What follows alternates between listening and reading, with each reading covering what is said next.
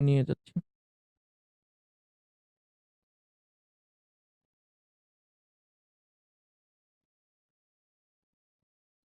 তো এইটা হলো গিয়ে আমাদের কুইজ 1 এর মোটামুটি সামারি আরকি এক ধরনের। তো এখানে আমরা দেখতে পারবো যে প্রত্যেকটা কোয়েশ্চেনের কারেক্ট আনসারটা কি ছিল এবং কয়জন কারেক্ট আনসার দিতে পারছে। ঠিক আছে? তো ১ম কোয়েশ্চেনটা ছিল যে what is the angular distance between AVL and AVR leads? এর উত্তর মাত্র ২ জন কারেক্ট করছেন। সেটা হলো গিয়ে ১২০ ডিগ্রি। সবচেয়ে বেশি রং আনসার হলো গিয়ে 30 ডিগ্রি। আপনাদের মধ্যে কেউ আছেন যে 30 ডিগ্রি আনসার করছিলেন? জি স্যার, আমি তো করছিলাম। আপনার লজিকটা কি ছিল 30 ডিগ্রি দেওয়ার পিছনে?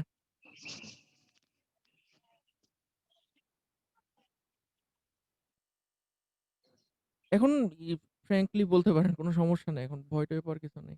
জাস্ট কি মনে করে 30 ডিগ্রি দিছেন এটা বললে সবাই স্যার বুঝতে পারবে যে স্যার বিষয়টা কি। মানে between AVL and BRC lead ছিল হইছে গিয়া 60 ডিগ্রি। তো এটার ক্ষেত্রে মানে হাফ হাফ হলে তো মানে 30 ডিগ্রি এরকম কিছু।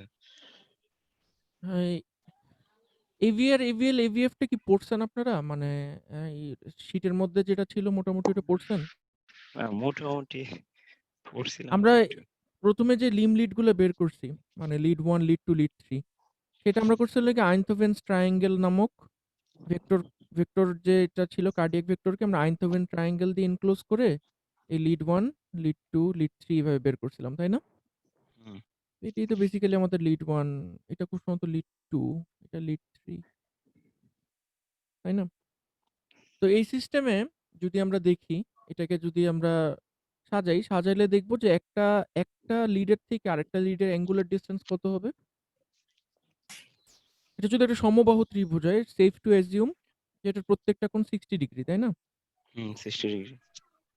তাহলে সেখানে আমরা এখানে মোটামুটি অত বেশি না জেনেও বলতে পারি যে লিড 1, লিড 2 এর মধ্যে যেহেতু 60 ডিগ্রি আছে, লিড 2, লিড 3 এর মধ্যেও 60 ডিগ্রি ডিফারেন্স থাকবে। তো খুব ভালো কথা। তো এভিএল, এভিআর, এভিএফ কোথা থেকে আসলো যে ডাক্তাররা মনে করলো না যে 60 ডিগ্রিটা ইনাফ না। তখন এটা কি করলো, এই ডেল্টা সিস্টেম থেকে ওরা তখন একটা সুন্দর স্টার সিস্টেমে কনভার্ট করে ফেললো।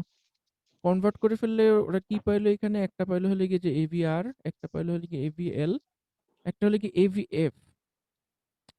এখন আপনাদেরকে আমি বলছিলাম যে কোনো একটা অ্যাঙ্গুলার ডিসট্যান্স যখন আমরা মেজার করি তখন আমরা সবগুলো ভেক্টরকে একটা রেফারেন্স ডায়াগ্রামে বসাই আগে। তো রেফারেন্স ডায়াগ্রামের অবশ্যই একটা 0 পয়েন্ট থাকবে। আমরা ধরে নিই যে যেই পয়েন্টটা মাইনাস সেটা আমাদের 0। তো লিড 1 এর ক্ষেত্রে যেমন কি? লিড 1 এর ক্ষেত্রে আমরা দেখছি যে এটা হলো গিয়ে এলএ মাইনাস আরএ, তাই না?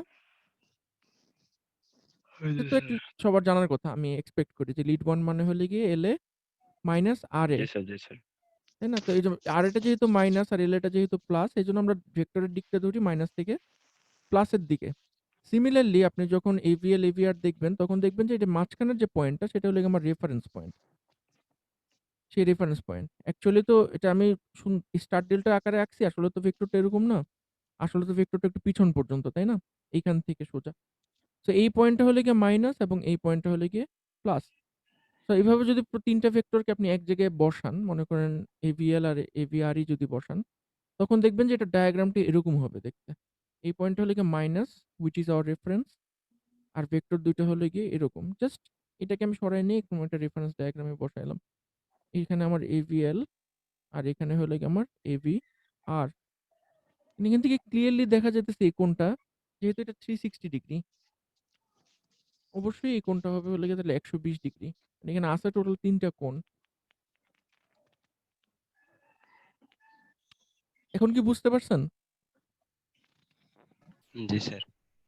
এটা কিন্তু আমি এক্সপেক্ট করছিলাম যে এই কোয়েশ্চেনটা এটলিস্ট সবাই পারবেন। কারণ এটা আমি ক্লাসের মধ্যেই বলে দিছিলাম। তো এটা ভুল হওয়ার কথা ছিল না আরকি। সো ১২০ যে ২ জন দিছেন আপনারা কারেক্ট আনসার করছেন। কংগ্রাচুলেশনস। আপনারা বুঝছেন এই জিনিসটা আরকি। যে অ্যাঙ্গেলের ডিস্ট্রিবিউশনটা কিভাবে হয়। 60 ডিগ্রিও কাছাকাছি ছিল কিন্তু 60 ডিগ্রি আনসার না। এটা আপনারা মোটামুটি সবাই পারছেন। ৯ জন। ৯ জন আসলে মোটামুটি সবাই না, অর্ধেকের থেকে কম। Which of the following represents axial repolarization? So এটার মধ্যে জি রং স্যার। আনসার ২ টা পি ওয়েভ আর ST segment. First of all ST সেগমেন্টের ব্যাপারে ক্লাসে আমরা কিছু বলিই নাই। কিছু পড়িই নাই আমরা এসটি সেগমেন্টের ব্যাপারে। জি স্যার, এটা এটা আমি দিছি। সো এসটি সেগমেন্টের কথা বাদ দিলাম। এটা ধরলাম না। পি ওয়েভ যে দিছেন, পি ওয়েভ দেওয়ার কারণটা কি? কারণ আমার যতদূর মনে পড়ে আমরা ক্লাসে পড়ছিলাম পি ওয়েভ মানে হলো কি অ্যাট্রিয়াল ডিপোলারাইজেশন। মানে জাস্ট অ্যাকশন পটেনশিয়ালটা শুরু হচ্ছে। সেটা আমার অ্যাট্রিয়া থেকে শুরু হবে। মানে হার্টের আপার হাফ থেকে শুরু হবে। সো সেটা কোনো কিছুতে যখন অ্যাকশন পটেনশিয়ালটা শুরু হয় আমরা ওইটাকে বলি ডিপোলারাইজেশন, নট রিপোলারাইজেশন। তো ইসিজি সিগন্যালের ১ম ওয়েভটাই যদি হয় পি ওয়েভ আমরা কিছুতেই এক্সপেক্ট করি না যে এখানেই রিপোলারাইজেশন হবে। ফার্স্টে তো আমাকে ডিপোলারাইজেশন হইতে হবে। এরপরেই না আমার রিপোলারাইজেশন হবে। আমি ঠিক বলছি? জি তো স্যার। সেই হিসাবে জি স্যার। মানে পি ওয়েভের শেষের দিকে বা পি ওয়েভের মানে এসটি সেগমেন্ট যারা দিছেন আপনাদের লজিক ঠিক আছে। এসটি সেগমেন্ট যারা দিছেন ওনাদের লজিক ঠিক আছে যে পি ওয়েভটা যা শেষ হইছে তারপরে আমার এসটি সেগমেন্ট। তো এসটি সেগমেন্টের মধ্যেই আমার থাকবে। ওয়েট, এসটি সেগমেন্ট কি পি ওয়েভের পরে? এসটি এসটি সেগমেন্ট তো সেগমেন্ট। পি ওয়েভের পরে না। এসটি সেগমেন্ট হলো কি কিউআরএস কমপ্লেক্সেরও পরে। জি কিউআরএস স্যার। কমপ্লেক্সের এস আর টি এর মাঝখানের জায়গাটা হলো গিয়ে এসটি কমপ্লেক্স, এসটি সেগমেন্ট, তাই না? তো এসটি সেগমেন্ট হওয়ার কোনো প্রশ্নই আসে না। সরি। এটা যদি আপনার পিকিউ সেগমেন্ট হইতো তাহলে একটা কথা ছিল। তো এসটি সেগমেন্টের কোনো প্রশ্নই আসতেছে না এখানে। সো কিউআরএস কমপ্লেক্স যখন আমাদের শুরু হয় তখন আমরা বলছিলাম যে ওইটা মেইনলি হয় হলো গিয়ে ভেন্ট্রিকুলার ডিপোলারাইজেশন এর জন্য। ডিপোলারাইজেশন। কিন্তু অ্যাট্রিয়াল ডিপোলারাইজেশন এর জন্য যে সিগন্যালটা, এই সিগন্যালটা এটার মধ্যে লুকায়িত থাকে। এটার মধ্যে হিডেন থাকে। আমি ক্লাসের মধ্যে এটাও আপনাদেরকে বলে দিছিলাম যে এটা ভাইবার মধ্যে জিজ্ঞেস করা হবে যে অ্যাট্রিয়াল ডিপোলারাইজেশন কখন হয়? তখন আপনারা যদি বলেন যে কিউআরএস কমপ্লেক্সের মধ্যে লুকায়িত থাকে, কারেক্ট আনসার, কোনো সমস্যা নেই। যদিও এটার কোনো মানে আমরা পার্টিকুলারলি পিন পয়েন্ট করতে পারি না যে কিউআরএস কমপ্লেক্সের কোন পোরশনটার জন্য অ্যাট্রিয়াল রিপোলারাইজেশন হচ্ছে। কিন্তু এটা থাকে হলো গিয়ে কিউআরএস কমপ্লেক্সের মধ্যে। এইজন্য লিখছি which of the following represents atrial repolarization? Atrial repolarization কি কোন সিগন্যালটা রিপ্রেজেন্ট করতে পারতেছে? কিউআরএস কমপ্লেক্স কিছুটা রিপ্রেজেন্ট করতে পারতেছে। তো এটা কারেক্ট আনসার। ৯ জন পারছেন তো এটাতে রেট বেশি। If SA node fails, what becomes the changed frequency of heartbeat? তো আমাদের যখন SA node ফেইল করে সেটা হলো গিয়ে আমাদের প্রাইমারি পেসমেকিং ইউনিট। প্রাইমারি পেসমেকিং ইউনিট যখন ফেইল করে তখন অবশ্যই আমার সেকেন্ডারি পেসমেকিং ইউনিট যেটা সেটা টেক ওভার করবে। হার্টটাকে তো বিট করাইতে হবে।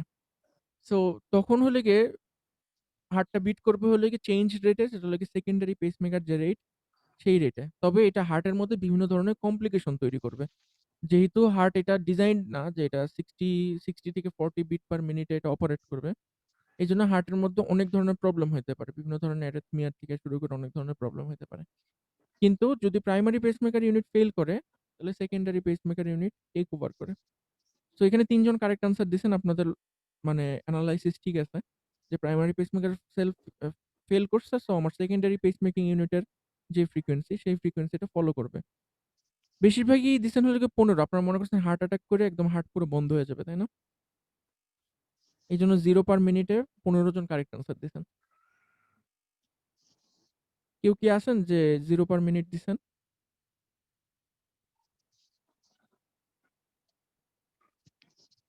আচ্ছা, এখানে কেউ নাই। How long does an impulse take to reach ventricle from the atria? এটাও ক্লাসে বলে দেওয়া হয়েছিল। এটা আপনারা বেশিরভাগই পারছেন। ১০০ মিলিসেকেন্ড বা 0.1 second. Which limb is connected to the reference pin of the amplifier while recording lead 1 ECG signal? এটা মাত্র ৪ জন কারেক্ট কেন করছেন? Right leg. সবাই লেফট লেগ কেন দিছেন? আমাকে এখান থেকে কেউ বলতে পারবেন একজন যে লেফট লেগ কেন দিছেন?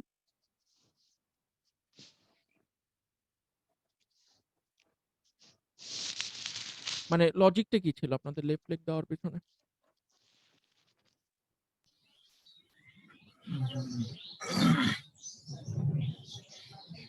স্যার আন্দাজি। আন্দাজে। আচ্ছা, রেফারেন্স পিন মানে হলো কি জেনারেলি আমরা কোন অ্যাম্প্লিফায়ার এর রেফারেন্স পিনে কি বসাই? আপনারা তো এর আগে না অ্যাকচুয়ালি এখনই আপনারা অ্যাম্প্লিফায়ার নিয়ে মনে হয় কাজ করতেছেন। এই সো ডিজিটাল ইলেকট্রনিক্স এ কি অ্যাম্প্লিফায়ার আছে? না সরি, আপনাদের ইলেকট্রনিক্স 2 তে অ্যাম্প্লিফায়ার ছিল। ইলেকট্রনিক্স 2 তে অ্যাম্প্লিফায়ার করে আসছেন? জি স্যার, ইলেকট্রনিক্স চলতেছিল। অ্যাম্প্লিফায়ারের যে একটা রেফারেন্স পিন থাকে প্যাকেজের মধ্যে, ওই রেফারেন্স পিনটা জেনারেলি কোথায় বসান আপনারা? মনে করেন একটা ইনভার্টিং অ্যাম্প্লিফায়ার বানাবেন, ঠিক আছে? তো আমরা জানি যে ইনভার্টিং অ্যাম্প্লিফায়ারের নেগেটিভ পিনটার মধ্যে আমরা ইনপুট দিই আর পজিটিভ পিনটা আমার থাকে হলো গ্রাউন্ড, তাই না? গ্রাউন্ড বা 0 ভোল্ট। কোনো একটা রেফারেন্স পয়েন্ট থাকবে আমার যেটার সাপেক্ষে আমি সবগুলো ভোল্টেজকে কম্পেয়ার করব। না করলে তো আমার অপ অ্যাম্প হিসাব করতে পারবে না। আমার অপ অ্যাম্পের তো একটা গ্রাউন্ড পয়েন্ট থাকা লাগবে। সো এখানে সবাই যে লেফট লেগ দিছেন আপনারা হয়তো এইভাবে দিছেন যে লিড 1 ইসিজি করতে গেলে আমি লেফট আর্ম আর রাইট আর্ম থেকে হিসাব নিবো। আর লেফট লেগটাকে করব হলো গিয়ে গ্রাউন্ড। তাই না? কিন্তু এভাবে করলে সমস্যা কি? আপনি পরের মুহূর্তে আবার যখন লিড 2 তে সুইচ করবেন, তখন লেফট লেগের গ্রাউন্ডটা কিন্তু আপনাকে আবার ম্যানুয়ালি হাত দিয়ে সরাইতে হবে। সুইচটা হইতেছে অটোমেটিক। ইসিজি মেশিনের মধ্যে সুইচিংটা হইতেছে অটোমেটিক। লিড গুলার মধ্যে সুইচিং অটোমেটিক হইতেছে। কিন্তু আপনাকে গ্রাউন্ডটা সরাই দিতে হবে হাত দিয়ে লেফট লেগ থেকে। সরায় অন্য কোথাও বসাইতে হবে। তখন কোথায় বসাবেন? কারণ সরায় যদি না দেন তখন এই 0 র সঙ্গে আপনার অরিজিনাল সিগন্যাল শর্ট হয়ে যাবে। তখন আপনার আউটপুট যাবে হলো গিয়ে 0 ভোল্ট। সো লেফট লেগে তো আমরা গ্রাউন্ড বসাইতে পারব না। এজন্য আমরা গ্রাউন্ড সবসময় রাইট লেগে বসাই যে লিম্বটা ফাঁকা আছে। রাইট লেগে তো কোনো আমাদের জানা মতে রাইট লেগে আমরা কোনো প্রোব বসাই না। সো রাইট লেগটা এজন্য আমরা সবসময় গ্রাউন্ড করে রাখি। আচ্ছা, এরপরে বলা হয়েছে when connected parallelly to a 5 volt DC source, a voltmeter shows voltage readings of 6 volt, 6.1 volt and 5.9 volt in 3 different instances. Determine whether the voltmeter is sensitive কেন দিছেন এই জিনিসটা?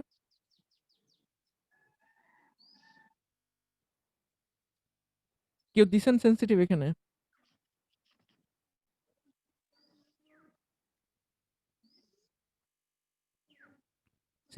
সেনসিটিভিটিটা মানে হলো গিয়ে কোনো একটা যন্ত্র আপনি যেই থ্রেশহোল্ডটা পার করলে ওই যন্ত্রটা মেজার করতে পারবে। যেমন মনে করেন এই দেখবেন যে বাজারে চাল মাপার জন্য কিছু বড়, বড় ওজন মাপার মেশিন থাকে। যেই মেশিনগুলোতে আপনি যদি ১ কেজির নিচে কিছু দেন বা ৫ কেজির নিচে যদি কিছু দেন, ওই মেশিনের মধ্যে কোনো রিডিংই দেখাবে না। কিন্তু এটা কিন্তু একটা ওজন মাপার মেশিন। এখন মনে করেন আপনি ১০০ গ্রাম কোনো কিছু একটা কিনছেন। ১০০ গ্রাম কোনো কিছু একটা কিনে ওই ওজন মাপার মেশিনটার মধ্যে রাখলেন। রিডিং দেখাবে 0। কেন 0 দেখাবে? কারণ এটার সেনসিটিভিটির যে থ্রেশহোল্ড, এই থ্রেশহোল্ডই আপনি পার করেন নাই। এইজন্য ওটার মধ্যে কোনো রিডিং দেখাবে না। এর মানে কিন্তু এটা না যে আপনি ওটার উপর কিছু রাখেন নাই। তো এরকম কিন্তু অনেক ইন্সট্রুমেন্টের জন্যই হইতে পারে যে আপনি সেনসিটিভিটি লিমিটটা পার করেন নাই। এজন্য আপনাকে ওই যন্ত্রটা রিডিং দেখাচ্ছে না। এটার মানে কিন্তু এটা না যে যন্ত্রটা নষ্ট।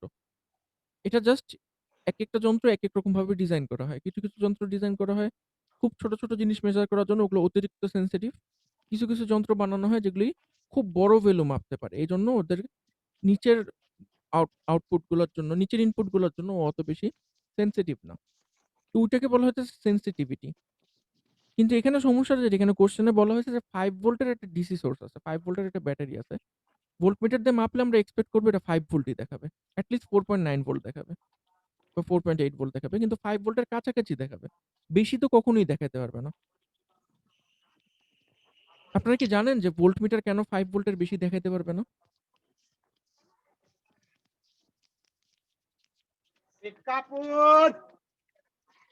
কেউ কি বলতে পারবেন যে ভোল্টমিটার কেন সবসময় যেই ভোল্টেজ মাপতেছেন এর থেকে ছোট ভোল্টেজ দেখায়?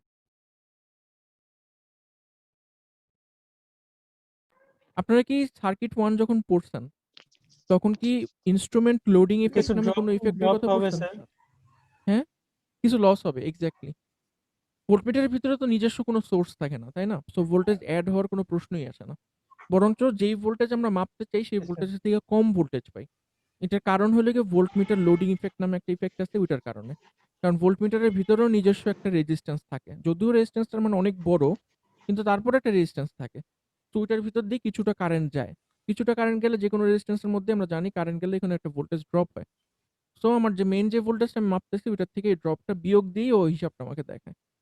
সো 5 ভোল্ট যদি আমরা মাপি আমরা 4.99 পাইতে পারি। কিন্তু কখনো এক্সাক্টলি 5 ভোল্ট আমরা পাবো না।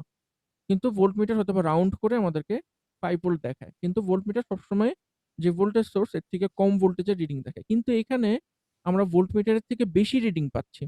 সো এটা অ্যাকুরেট হওয়ার কোনো প্রশ্নই আসে না। কারণ আমার মেইন ভোল্ট হলো গিয়ে 5, ও দেখা যাচ্ছে 6। এটা অ্যাকুরেট হওয়ার কোনো প্রশ্নই আসে না। অ্যাকুরেট হতে হলে ওকে এট লিস্ট 4.99 দেখাইতে হইতো। মানে একটা লিমিটের 5 এর মধ্যে কম দেখাতে হবে। কারেক্ট আনসার দেখাইতে হইতো। সো যেহেতু ও বেশি দেখাইতেছে ফার্স্টটা বাদ। অ্যাকুরেট হওয়ার কোনো প্রশ্নই আসে না। সেনসিটিভিটি তো বললাম এটা বাদ। সেনসিটিভিটি হওয়ারও প্রশ্ন আসে না। নান অফ দ্য অ্যাবভ এটা নাকি এটা দেখার জন্য প্রিসাইজটা দেখেছি। প্রিসিশন মানে কি? প্রিসাইজ এবং অ্যাকুরেট এই ২ টা কথা আমরা ভুলভাবে একই অর্থে ইউজ করি। মানে কোন একটা জিনিস বুঝাইতে গেলে আমরা অ্যাকুরেটলি এবং প্রিসাইজলি এই ২ টা জিনিসকে আমরা কথায়, কথায় ভুলভাবে ইউজ করি। অ্যাকচুয়ালি অ্যাকুরেট মানে হলো গিয়ে আপনি যে জিনিসটা মাপতে চাচ্ছেন, এটার কত কাছাকাছি উত্তর দেখাইছে। সেটাকে আমরা বলি হলো গিয়ে ওই জিনিসটার অ্যাকুরেসি। আর যদি কেউ এই জিনিসটা করতে পারে যে কাছাকাছি রেজাল্ট দেখায়, অ্যাকচুয়াল ভ্যালুর কাছাকাছি রেজাল্ট দেখায়, তখন আমরা ওই ইন্সট্রুমেন্টটাকে বলি এটা একটা অ্যাকুরেট ইন্সট্রুমেন্ট। প্রিসিশন মানে হলো গিয়ে ও ভুল দেখাইতেছে নাকি সঠিক দেখাইতেছে এটা ব্যাপার না। ব্যাপারটা হলো গিয়ে আপনি ওই মেশিনটা দিয়ে ২-৩ টা রিডিং নিছেন, ৪-৫ টা রিডিং নিছেন। প্রত্যেকটা রিডিং একে অপরের কাছাকাছি। আপনি স্লাইডের মধ্যে দেখবেন যে ওখানে একটা বোর্ড আর তীরের উদাহরণ ছিল। যে তীরগুলো ভুল জায়গায় যেতেছে মানে বুলস-আই তে যাইতেছে না। তীরগুলো ভুল জায়গায় যেয়ে ছেদ করতেছে। কিন্তু ৩ টা তীর বা ৪ টা তীর খুব কাছাকাছি। Closely packed. তখন আমরা ওইটাকে বলি হলো গিয়ে প্রিসিশন। যে ও রিডিং ভুল দেখাইতেছে বা সঠিক দেখাইতেছে এটা আমার যায় আসে না। আমার জাস্ট যায় আসে যে আমার ট্রায়াল টু ট্রায়াল বা একটা মেশিন দিয়ে আমি ৪-৫ টা রিডিং নিবো। কিন্তু ৪-৫ টা রিডিংই কাছাকাছি রিডিং দেখাবে। এমন না যে একবার দেখালো ৬, একবার দেখালো ৪.৫, আরেকবার দেখালো ৩। ওটা অ্যাকুরেট ও না, প্রিসাইজ ও না। কিন্তু এই মেশিনটা ভুল রেজাল্ট দেখাইছে। এটা অ্যাকুরেট না, কিন্তু এটা প্রিসাইজ। কারণ আমরা যদি দেখি যে উত্তরগুলা খুব কাছাকাছি। 6, 6.1, 5.9 আমার কাছে মনে হয়েছে যে উত্তরগুলো খুবই কাছাকাছি। সো এটা হলো গিয়ে প্রিসাইজ। ৬ জন পারসন আপনারা কংগ্রাচুলেশনস যে আপনারা বুঝছেন জিনিসটা। তারপরে যেটা ছিল যে what type of biomedical instrument and EEG amplifier is. এটা অবশ্যই ডায়নামিক হবে। ডায়নামিক মানে হলো গিয়ে ও টাইমের সঙ্গে ওর রেজাল্টটা চেঞ্জ হবে বা টাইমের স্পেকট্রামে ও একটা রেজাল্ট দিবে। এটার একটা টেম্পোরাল ভ্যালু থাকবে। ঠিক আছে? সো এক্স অ্যাক্সিস এ ওর একটা টাইম আছে এবং টাইমের সঙ্গে ও ভোল্টেজের উঠানামাটা দেখাচ্ছে। এজন্য এটা একটা ডায়নামিক ইকুইপমেন্ট এবং এটা অবশ্যই একটা কনট্যাক্ট ইকুইপমেন্ট। কারণ এটা আমার শরীরের সঙ্গে কনট্যাক্ট করতে হইতেছে। এইজন্য এটা একটা কনট্যাক্ট ইকুইপমেন্ট। সো এটা অনেকেই পারছেন। এটা নিয়ে আর বেশি স্যার কিছু বলার নেই। হ্যাঁ, স্যার বলেন। স্যার স্যার আমি স্যার এই যে ফার্স্ট ডাইনামিক দিছি স্যার, কন্ট্রাক্ট দিছি স্যার, কিন্তু আরেকটা স্যার এক্সট্রা দিয়ে দিছি স্যার। আচ্ছা, এক্ষেত্রে এক্সট্রা স্যার কি দিলে মানে সমস্যা নেই। মার্কিংটা? এক্সট্রা দিলে ও সমস্যা নেই। এক্সট্রা দিলে ফুল মার্কস পাবেন। ও আচ্ছা, ঠিক আচ্ছা। আছে, ওকে। Suppose when your fingertip touches a metal plate with a surface temperature of 40 degrees Celsius, an action potential with an amplitude of 50 millivolt is generated in the corresponding sensory neuron. If the surface temperature is said of the said metal plate is increased to 60 degrees Celsius, which parameter of action potential will be increased? এটা অনেকেই পারছেন frequency. কারণ আমরা জানি আমাদের action potential হলো গিয়ে frequency modulated. So আমার যদি স্টিমুলাসের অ্যামপ্লিটিউড যদি বাড়ে, আমার অ্যাকশন পটেনশিয়াল এর অ্যামপ্লিটিউড কখনো বাড়ে না। যেটা আপনারা ৯ জন ভুল দিছেন ভোল্টেজ। ভোল্টেজ কখনো বাড়ে না। ভোল্টেজ আমার এই ৪০ মিলিভোল্ট বা ৫০ মিলিভোল্ট যেটাই আমরা বলি, এটা ফিক্স থাকবে। এটা আমাদের বায়োলজিক্যাল। কারণ এই জিনিসটা ডিপেন্ড করতেছে হলো গিয়ে আমার সোডিয়াম এবং পটাশিয়ামের কনসেনট্রেশন এর উপরে। এটা কক্ষনো চেঞ্জ হবে না। এটা সারা জীবন ৫০ মিলিভোল্টই থাকবে। তো চেঞ্জ যেটা হবে সেটা হলো ফ্রিকোয়েন্সি। আগে যদি ৫ টা তো উৎপন্ন হইতো অ্যাকশন পটেনশিয়াল, এখন হবে ১০ টা। যেহেতু আমার টেম্পারেচার বেড়ে গেছে আমাকে বেশি গরমের সেন্সেশনটা ক্রিয়েট করতে হবে। সেটা ক্রিয়েট হইতে হবে হলো গিয়ে আমার ফ্রিকোয়েন্সি মডুলেশন এর মাধ্যমে। In which state the voltage difference between the inside and the outside of an axon is the greatest? First of all, axon থাকে হলো গিয়ে আমার নিউরনের মধ্যে। সো এটা হলো গিয়ে নিউরনের বডির একটা অংশ। একটা আ কি বলবো? হ্যাঁ, বডির একটা অংশ। মানে লেজের মতো আরকি। সো এটার জন্য যেই রুল এপ্লাই হবে বাকি সেলের জন্য একই রুলই এপ্লাই হবে। যেকোনো সেলের জন্য একই রুলই এপ্লাই হবে। তো আমরা জানি যে নরমাল অবস্থায় আমার সেলের ভিতরের পটেনশিয়াল থাকে হলো গিয়ে -70 মিলিভোল্টের মতো। বাইরের থেকে ভিতরে থাকে হলো গিয়ে -70 মিলিভোল্ট। এবং যখন অ্যাকশন পটেনশিয়াল তৈরি হয় তখন আমার বাইরের থেকে ভিতরে থাকে হলো গিয়ে 40 মিলিভোল্ট, +40 মিলিভোল্ট। সো এই ২ টেই তুলনা করলে আমরা দেখব যে রেস্টিং স্টেট এ আমার পটেনশিয়ালটা বেশি। ডিপোলারাইজড এর থেকে রেস্টিং স্টেট এ আমার বেশি। কিন্তু যখন হাইপার পোলারাইজড অবস্থায় চলে যায়, মানে আমার যখন সোডিয়াম পটাশিয়াম পাম্পটা কাজ করা শুরু করে, তখন আমরা বলছিলাম যে এই ভোল্টেজটা পোলারাইজড অবস্থার থেকেও মানে আপনার রেস্টিং অবস্থার থেকেও এর ভোল্টেজটা কমে যায়। মানে -70 র থেকেও নিচে চলে যায় এটার ভোল্টেজটা। এবং পরবর্তীতে এটা একটা ইকুইলিব্রিয়াম অবস্থায় আসে। তারপরে সেলটা আবার রেস্টিং স্টেট এ ফেরত আসে। সো হাইপার পোলারাইজড অবস্থাতে আমার ২ জায়গার মধ্যে ভোল্টেজের ডিফারেন্স সবচেয়ে বেশি থাকে। ৪ জন মাত্র কারেক্ট আনসার পাইছেন। আচ্ছা, এটা অনেক বড় কোয়েশ্চেন, এটা সবাই পারছেন যে আপনার রিফ্লেক্স একটা মানুষ বয়সের সঙ্গে সে ব্যাডমিন্টনের যে শাটল কর্ক সেটাকে পিটাইতে পারতেছে না। সে দেখতেছে না। মানে যতক্ষণে চোখ দিয়ে দেখতেছে হাত ততক্ষণে পৌঁছাইতেছে না আরকি। তো এখানে রিফ্লেক্স এর তার একটা সমস্যা হচ্ছে। এই সমস্যাটা কেন হইতেছে? আপনারা বেশিরভাগই কারেক্ট অ্যান্সার দিতে পারছেন যে মায়োলিন শিটে নিশ্চয়ই তার কোনো ডিগ্রেডেশন হচ্ছে। যেটার কারণে তার অ্যাকশন পটেনশিয়াল স্পিডটা কমে গেছে। এইজন্য সে যতক্ষণে ব্রেইন তাকে সিগন্যাল দিতেছে হাতটা নড়ানোর জন্য, ততক্ষণে হাতটা নড়ায় উঠতে পারতেছে না। যেহেতু তার স্পিডটা কমে গেছে। মানে কমিউনিকেশনের স্পিডটা কমে গেছে। সো বেশিরভাগই এখানে কারেক্ট অ্যান্সার দিতে পারছেন। তারপর এখানে একটা কোয়েশ্চেন ছিল, এই কোয়েশ্চেনটা একটু ট্রিকি ছিল যে রাতের বেলা ঘুমাইতে সমস্যা হচ্ছে। কিন্তু সমস্যাটার কারণ হলো গিয়ে আপনার লোয়ার বডিতে নামনেস, মানে এক ধরনের তৈরি হয়েছে। নামনেস এর বাংলা কি? মানে কোনো ফিল করতে পারতেছেন না। অনুভূতি নেই, কোনো অনুভূতিহীন একটা অবস্থা তৈরি হয়েছে। তো এটার জন্য আপনি কি ধরনের টেস্ট করাইতে পারেন? তো এখানে যেহেতু ঘুমের প্রবলেম, এজন্য সবার কাছেই মনে হচ্ছে এটা নিশ্চয়ই ইইজি হবে। কিন্তু ঘুমের প্রবলেমের কারণটা দেওয়া ছিল। কারণটা দেওয়া ছিল যে শরীরের মধ্যে অনুভূতি, মানে নিচের পার্টে অনুভূতি দেওয়া হচ্ছে। মাসলে অবশ্যই। তাহলে নিশ্চয়ই এটার জন্য আমাদেরকে ইএমজি করাইতে হবে। মাসলের প্রবলেম আমরা ইএমজির মাধ্যমে ডায়াগনোসিস করি। ৫ জন সঠিক উত্তর দিতে পারছেন এটার। তারপরে ছিল which of the following electrode type is preferred to record EMG from a motor unit? ক্লাসের মধ্যে আমি আপনাদেরকে explicitly বলে দিছিলাম যে মোটর ইউনিট কি, এটা আপনাদের ভাইভাতে কোয়েশ্চেন করা হবে মিড টার্মে অবশ্যই। তো মোটর ইউনিট আমরা পড়ছিলাম যে একটা মাত্র মোটর নিউরনের সঙ্গে যেই কয়টা মাসল ফাইবার আমার কানেক্টেড থাকে ওই সবগুলোকে মিলে আমরা বলি এটা একটা মোটর ইউনিট। সো একটা মোটর ইউনিট আপনি যদি সারফেস ইলেকট্রোড দিয়ে মাপেন বা বাইপোলার ইলেকট্রোড দিয়ে মাপেন, যেটা হলো গিয়ে আপনার শরীরের উপরে আমরা বসাবো। যদি বসাই তাহলে সেই ক্ষেত্রে আমার সবগুলা সিগন্যাল একসাথে পাবো আমি। এটার মধ্যে নিচে যতগুলো মোটর ইউনিট আছে, হাতের যে জায়গায় বসে আছেন নিচের সবগুলা মোটর ইউনিটের সিগন্যাল আমি পাবো। তো এইটার জন্য প্রেফারেবল হলো কি অ্যাকচুয়ালি নিডল ইলেকট্রোড। নিডল ইলেকট্রোডটা আপনি ইউনিপোলারও হইতে পারে, বাইপোলারও হইতে পারে। কিন্তু অ্যাকচুয়ালি কারেক্ট আনসার হলো গিয়ে নিডল ইলেকট্রোড। যে নিডল ইলেকট্রোডটা হলো গিয়ে আমার সারফেসকে পেনিট্রেট করবে। পেনিট্রেট করে একটা পার্টিকুলার মোটর ইউনিটে ঢুকবে। ঢুকে সেখান থেকে সিগন্যাল নেবে। এবং আমি আপনাদেরকে বলছিলাম যে মোটর ইউনিটের সিগন্যাল যখন নেয়, তখন টেকনিশিয়ানরা বা ডাক্তাররা হেডফোন পরে থাকে। কারণ এটার যে সিগন্যালটা আসে, এই সিগন্যালটা অডিবল রেঞ্জে। সো আমি টিক শব্দ শুনতে পারি কানের মধ্যে। আমি বুঝতে পারি যে আমি যেই মোটর ইউনিটটা পেনিট্রেট করতে যাচ্ছি, আমি ওই মোটর ইউনিটটা পেনিট্রেট করতে পারছি কিনা। এটা মাত্র একজন সঠিক উত্তর দিয়েছেন, নিডল ইলেকট্রোড। এটার উত্তরটা আপনাদের ইসের মধ্যেই, ওই ৪ টার মধ্যেই দেওয়া ছিল। যে আপনি যখন কোনো কিছু নিয়ে থিংক করতে থাকেন, অ্যাংশিয়াস থাকেন, তখন আর যখন কোনো একটা সেন্সরি ইনপুট আসতে থাকে, মিউজিক শুনতেছেন বা অন্য কিছু, তখন কোন ইইজি প্যাটার্নটা হবে? তখন হবে হলো গিয়ে বেটা। এটা একদম ইসের মধ্যে দেওয়া ছিল, চার্টের মধ্যে দেওয়া ছিল। বেটা সিগন্যাল। সো ৪ জন সঠিক উত্তর দিতে পারছেন এটা। How many channels? এটার সঠিক উত্তর মোটামুটি সবাই দিতে পারছেন। ৩২ চ্যানেল আমরা ক্লাসে এটা আলোচনা করছি ৩২ চ্যানেল নিয়ে। Chest leads measure ECG in transverse plane. আপনাদেরকে বলছিলাম যে প্লেন গুলা সম্পর্কে পড়তে। ফ্রন্টাল প্লেন মানে হলো কি আমরা কাঁধ টু কাঁধ বরাবর যদি একটা করাত দিয়ে কেটে ফেলি, তাহলে যে প্লেনটা পাই ওটা হলো গিয়ে ফ্রন্টাল প্লেন। সো ফ্রন্টাল প্লেনে আমরা 6 লিড ইসিজি মাপি। ক্লাসিক্যাল লিম্ব লিডে ৩ টা আর অগমেন্টেড লিম্ব লিডে ৩ টা। আর ট্রান্সভার্স লিডে আমরা ৬ টা আর এক্সট্রা লিড ইউজ করি V1 থেকে V6 পর্যন্ত।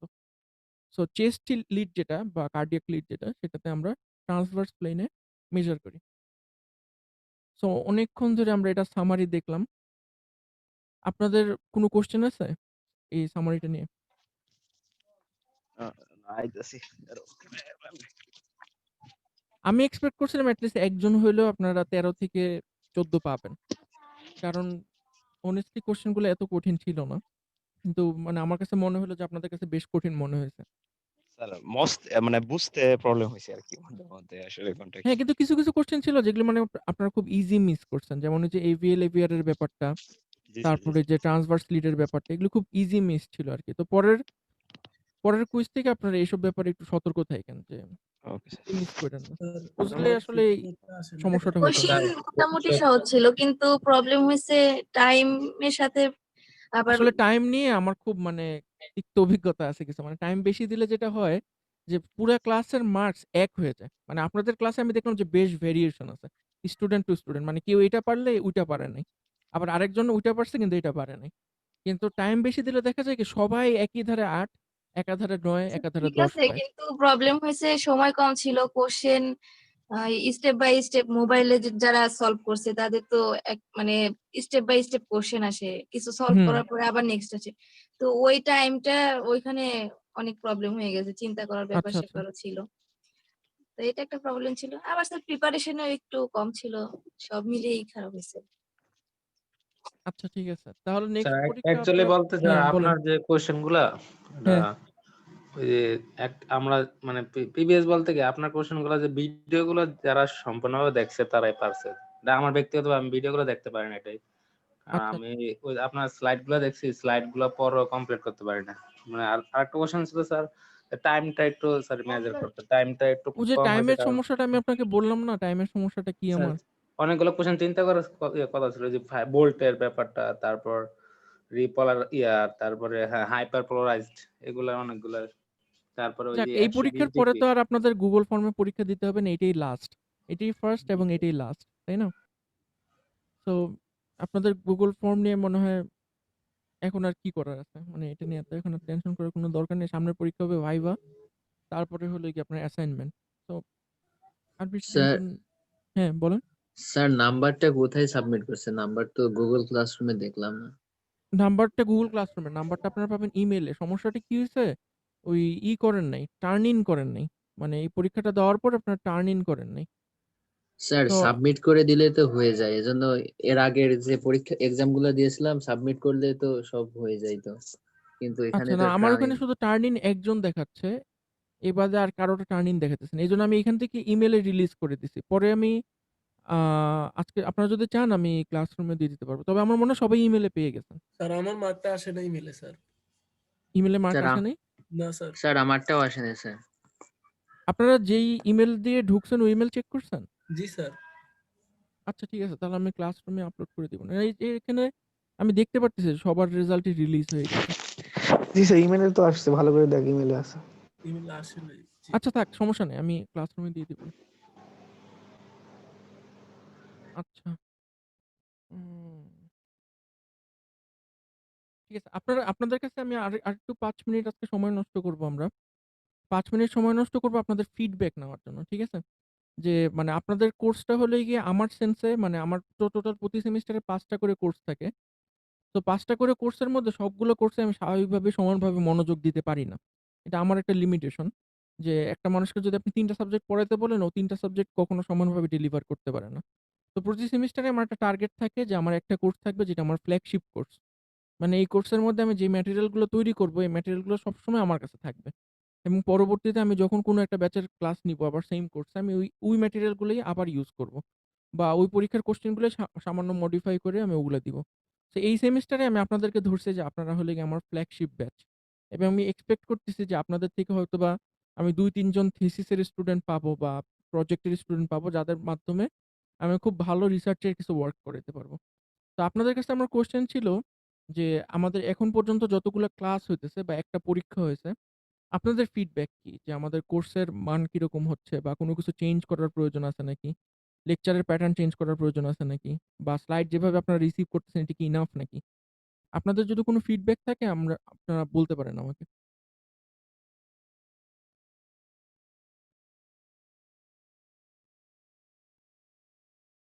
পার্টিকুলারলি আপনারা যদি বাসায় রিভিউ করতে বা কোনো কিছুতে মনে করেন যে না আমার এডুকুয়েট হচ্ছে না। স্লাইডের যে কনটেন্ট এটা এডুকুয়েট হচ্ছে না। এটা আরেকটু মডিফাই করা দরকার। স্যার আমার তো রেজাল্ট এখন সমস্যা, জিমেল চেক করলাম স্যার, তখন তো আমি সাবমিট করলাম যে সমস্যা দেখাচ্ছে না, কিন্তু এখন তো দেখাচ্ছে যে নো লঙ্গার ইউ সাবমিট। এটা নিয়ে ওয়ারি করেন না। আমি ক্লাসরুমে আপলোড করে দিব আজকে। জি স্যার। স্যার হ্যাঁ, বলেন। আপনার ক্লাসের রিভিউ বলতে যে আপনার ক্লাসের সবকিছুই মানে আমাদের কাছে পারফেক্ট আছে, এবং আপনার যে কোর্সের যে ম্যাটেরিয়ালস গুলো দিচ্ছেন এগুলাই আমাদের জন্য যথেষ্ট আমি মনে করি।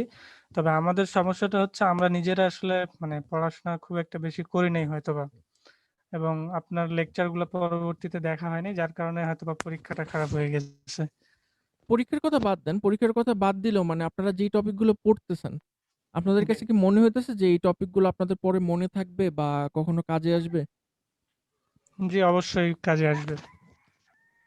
না, বেশিরভাগ কোর্সেই দেখা যায় কি যে আমরা অনেক কোর্স করি তো ভার্সিটিতে তো প্রায় ১৪৪ ক্রেডিট কমপ্লিট করতে হয় আমাদের। তো এখানে অনেক কোর্স। কমপক্ষে হলো আপনাদের কয়টা কোর্স? আমাদের কয়টা ছিল? ৫ টা থিওরি কোর্সের কথা বলতেছি আরকি। ৪০ টা ৩৫ টা থেকে ৪০ টার মতো থিওরি কোর্সই জি করতে হয় আমাদেরকে। সো আমি পার্সোনাল অভিজ্ঞতা থেকে জানি যে ৩৫ টা থেকে ৪০ টা থিওরি কোর্স করার পরে ৫ টা কোর্সের ব্যাপারে পাস করার পরে কিছু মনে থাকে না। সত্যি কথা স্যার বলতে ওই যেটা। মানে আমাদের হচ্ছে বেসিক যেগুলা কোর্স যেগুলা এইগুলাতে আমরা একটু গুরুত্বটা বেশি দেই। যেমন আমাদের এই যে হচ্ছে এটা বায়োমেডিক্যাল কোর্স বা আমাদের দেখা যাচ্ছে সিএসসির কিছু কোর্স থাকে। এইগুলাতেও আসলে আমরা মানে তেমন একটা গুরুত্ব দেই না। এই জিনিসটাই আমাদের হচ্ছে সমস্যায় ফেলবে আরকি। আর যেগুলো না আমাদের মানে নিজেদের বায়োমেডিক্যাল তো খুব হাইলি স্পেশালাইজড একটা কোর্স। মানে এই সেন্সে যে এটা তো জেনারেল কোনো মানে এটা অপশনাল একটা কোর্স। বেসিক্যালি এটা জি, একটা জি, অপশনাল কোর্স। এটা কিন্তু আপনাদের ম্যান্ডেটরি কোর্সও না। জি। তো এটা হলো ওইটাই গিয়ে স্যার। চাকরির সঙ্গে রিলেটেড। মানে আপনি যদি এই ফিল্ডে চাকরি করেন হয়তোবা এই কাজে লাগবে বা বায়োমেডিক্যাল রিসার্চে যদি যান তখন এখানে লাগবে। কিন্তু মানে কিছু কোর্স থাকে কি কোর্সের ডিজাইন এত খারাপ হয় বা কোর্সের কনটেন্ট এত খারাপ হয়, স্টুডেন্টরা ডিটারমাইনই করে নেয় যে আমি জীবনে কখনো এই ফিল্ডে চাকরি করব না। সত্যি কথা বলতে যেটা যে অনেক কোর্সই দেখা যায়। আমার ক্ষেত্রে যেটা হয়েছিল ডিজিটাল সিগন্যাল প্রসেসিং এর ক্ষেত্রে। কোর্সের কনটেন্ট ম্যাটেরিয়াল টিচার সবকিছু এত বাজে ছিল আমি ডিসাইডই করছিলাম আমি জীবনে এই ব্যাপারে পড়ালেখা করব না। ডিজিটাল সিগন্যাল প্রসেসিং এ। তো আপনাদের কি মানে এই কোর্স নিয়ে এরকম মানে কোনো ভীতি তৈরি হইছে যে মানে ইসিজি, ইএমজি বায়োলজিক্যাল বেশি বা বেশি কঠিন মনে হচ্ছে, বুঝতেছি না। স্যার না বোঝার এরকম স্যার আসলে তেমন মনে হচ্ছে না। আমার যেটা ধারণা হচ্ছে বরং এখানে হচ্ছে বায়োমেডিক্যাল সেক্টরে রিসার্চের জায়গাটা অনেক বেশি আছে। হ্যাঁ, আপনার আমার গত সপ্তাহে না, এই সপ্তাহে একটা ওয়েবিনার হয়েছিল। আপনাদের মধ্যে কেউ জয়েন করছিলেন? না স্যার, আমাদের ডিপার্টমেন্টের? জয়েন করার ইচ্ছা ছিল কিন্তু ওই সময় ছিলাম না আরকি অনলাইনে। আচ্ছা, কেউ জয়েন করেন নাই আপনারা? না স্যার, ওই যে জাহাঙ্গীরনগরের এক মানে হ্যাঁ, স্যার ছিল মনে হয় আপনারা উনি। এই ওয়েবিনার গুলো মিস করেন না, ঠিক আছে? কারণ কারণ কি বেশিরভাগ ইউনিভার্সিটিতে না এগুলো হয়ই না। সত্যি আমাদের যেমন আহসানুল্লাহ বুয়েট বলেন, ঢাকা ইউনিভার্সিটিতে মাস্টার্সে হয়। কিন্তু ব্যাচেলরে তেমন একটা হয় না। এসব সেমিনার-টেমিনার করে না কেউ। কিন্তু গ্রিন ইউনিভার্সিটি আমাদের নতুন চেয়ারম্যান বেশ ভালো উদ্যোগ নিয়ে অনেকগুলা ভালো ওয়েবিনার অলরেডি আমরা করছি, এরেঞ্জ করছি। তো আপনারা ক্লাসের থেকে ওগুলাকে বেশি গুরুত্ব দিবেন। কারণ বলা তো যায় না যে কোনো একটা টপিক আপনাদের হয়তো পছন্দ হয়ে যাবে। ভবিষ্যতে হয়তো ওই ব্যাপারেই পড়ালেখা করবেন। তো এগুলো আপনারা চেষ্টা করেন যে যত সম্ভব অ্যাটেন্ড করার জন্য। কারণ ওই বায়োমেডিক্যালের যে একটা ওয়েবিনার ছিল ওখানে জাহাঙ্গীরনগর ইউনিভার্সিটির একজন অ্যাসোসিয়েট প্রফেসর আসছিলেন। উনি বেশ কয়েকটা টপিক কভার করছে। হয়তোবা সবগুলো টপিক আমরা এই ক্লাসেও কভার করতে পারব না। ইমেজিং এর টপিকগুলো স্পেশালি। X-ray, ultrasound, MRI. তো আপনারা চেষ্টা করেন ওগুলা অ্যাটেন্ড করার জন্য। আর বায়োমেডিক্যালের ব্যাপারে যদি কোনো ভয় থাকে, মানে আপনাদের এই যে পরীক্ষার থেকে আমি যেটা কিছুটা ফিল করলাম যে আপনাদের মধ্যে হয়তোবা একটু রিলাক্টেন্স বা ভয় কাজ করতেছে। আপনারা চেষ্টা করেন যে ভয়টা কাটায় ওঠার জন্য। ঠিক আছে? আজকে তাহলে আর সময় নষ্ট করব না। জি। আজকের টপিকটা আমরা শুরু করি। আজকের টপিকে আমরা বেশি কিছু দেখব না। আমরা সামনের ক্লাসে অনেক কিছু দেখব। আজকের ক্লাসটা আমরা জাস্ট শুরু করি। আজকের আজকের ক্লাস থেকে আমরা যে জিনিসটা পড়ব সেটা হলো গিয়ে বায়ো এমপ্লিফায়ার ডিজাইন। যে এতদিন পর্যন্ত আমরা দেখলাম সিগন্যালটা কোথা থেকে তৈরি হচ্ছে এবং সিগন্যালটা আমরা আ জেনারেল কনভেনশন অনুযায়ী সিগন্যালটা আমরা কোথা থেকে কালেক্ট করি। যেমন আমরা যদি ইসিজির ব্যাপারটাতে আসি, ইসিজির সিগন্যালটা আমরা দেখছি এটা হার্টের মধ্যে তৈরি হয়। হার্টের মধ্যে লিকি সেল থাকে কিছু, লিকি চ্যানেল থাকে সেলের মধ্যে। সেটার কারণে আমার হার্টের মধ্যে কনস্ট্যান্ট অ্যাকশন পটেনশিয়াল তৈরি হয়। সেই অ্যাকশন পটেনশিয়ালটাকে আমরা একটা ভেক্টর কার্ডিওগ্রাম মনে তৈরি করছি ওটার থেকে যে এই পুরা হার্টের ইলেকট্রিক্যাল অ্যাক্টিভিটিকে আমরা একটা ভেক্টরের সঙ্গে তুলনা করছি। এরপরে বিজ্ঞানী যে ছিল আইনস্টাইন সে একটা কার্ডিয়াক ট্রায়াঙ্গেল এর মাধ্যমে এটা ৩ দিকের ছায়া নিয়ে আমাদের ইসিজিটা রিপ্রেজেন্ট করছে। ঠিক আছে? সো ইসিজি কিন্তু ওই অর্থে একটা আ ডাইরেক্ট সিগন্যাল না। ইসিজি কিন্তু একটা ইনডাইরেক্ট সিগন্যাল এবং ইসিজি ইকুইপমেন্ট কিন্তু একটা ইনডাইরেক্ট ইকুইপমেন্ট। কারণ ইসিজিতে হার্টের যে অ্যাকচুয়াল যে কি হচ্ছে, এটা কিন্তু আমরা ভিজুয়ালাইজ করতে পারতেছি না। আমরা জাস্ট এটার কয়েকটা দিক থেকে কয়েকটা পোরশন ভিজুয়ালাইজ করতেছি। সেই অর্থে ইসিজি সিগন্যালটা একটা ইনডাইরেক্ট সিগন্যাল। সো ইসিজিটা আমরা কিভাবে কালেক্ট করলাম, কোথা থেকে কালেক্ট করলাম? এই যে রাইট আর্ম থেকে কালেক্ট করলাম, লেফট আর্ম থেকে কালেক্ট করলাম। কারণ ওই যে আইনস্টাইনস ট্রায়াঙ্গেল অনুযায়ী। এগুলো আমরা শিখছি যে কনভেনশনটা কি? ইইজির ক্ষেত্রে ৩২ টা ইলেকট্রোড কিভাবে বসাই 10-20 বা 20-20 সিস্টেমে। ইএমজিটার কি ইলেকট্রোডের মাধ্যমে নিই বা কোথা থেকে নিই এই জিনিসটা আমরা শিখছি। আজকের থেকে আমরা যে জিনিসটা শিখব যে এই সিগন্যালটা আমরা নিবো কিভাবে? আমাদের সিগন্যালটা নেওয়ার জন্য obviously একটা অ্যাম্প্লিফায়ার লাগবে। কারণ যেকোনো বায়ো সিগন্যালই অত্যন্ত ছোট একটা সিগন্যাল। সেটা কখনই আপনার ২০, ৩০ বা ৫০ মিলিভোল্টের বেশি হইতে পারবে না। এটা অবশ্যই মিলিভোল্ট রেঞ্জে থাকবে এবং কিছু ক্ষেত্রে এটা মাইক্রোভোল্ট রেঞ্জেও থাকবে। যেমন এখানে ইইজির ক্ষেত্রে এটা মাইক্রোভোল্ট রেঞ্জেও থাকবে। তো আমরা এই সিগন্যালটা কিভাবে ক্যাপচার করব? অ্যামপ্লিফিকেশনটা কিভাবে করব? ওই অ্যামপ্লিফায়ারের জন্য আমার কি, কি কনসিডারেশন থাকবে? কারণ আমি তো চাইলে একদম ইচ্ছামত গেইন বাড়ায় দিতে পারি না। কারণ আমরা জানি যেকোনো জিনিসেরই যদি আমরা গেইন বাড়ায় দিই, তখনই ওই জিনিসটার মধ্যে যে নয়েজটা আছে, এই নয়েজটাও অ্যামপ্লিফাইড হবে। যেমন আমি এখন যেই মাইক্রোফোনটা ইউজ করে আপনাদের সঙ্গে কথা বলতেছি, আমি এই মাইক্রোফোনের গেইন যদি অল দ্য ওয়ে টু 100% করে দিই, তখন দেখা যাবে যে আমার আশেপাশের যে সিগন্যালগুলো, যেমন ওখানে আমার এসি চলতেছে বা পাখি ডাকতেছে, আশেপাশে মানুষ চিল্লাইতেছে, ওই সাউন্ড গুলোও কিন্তু আমার এমপ্লিফাই হবে আমার ভয়েসের সঙ্গে। তো আমি যেকোনো কিছুতে চাইলেই ইচ্ছামত গেইন এপ্লাই করতে পারি না। এটার একটা সুইট স্পট থাকতে হবে আমার।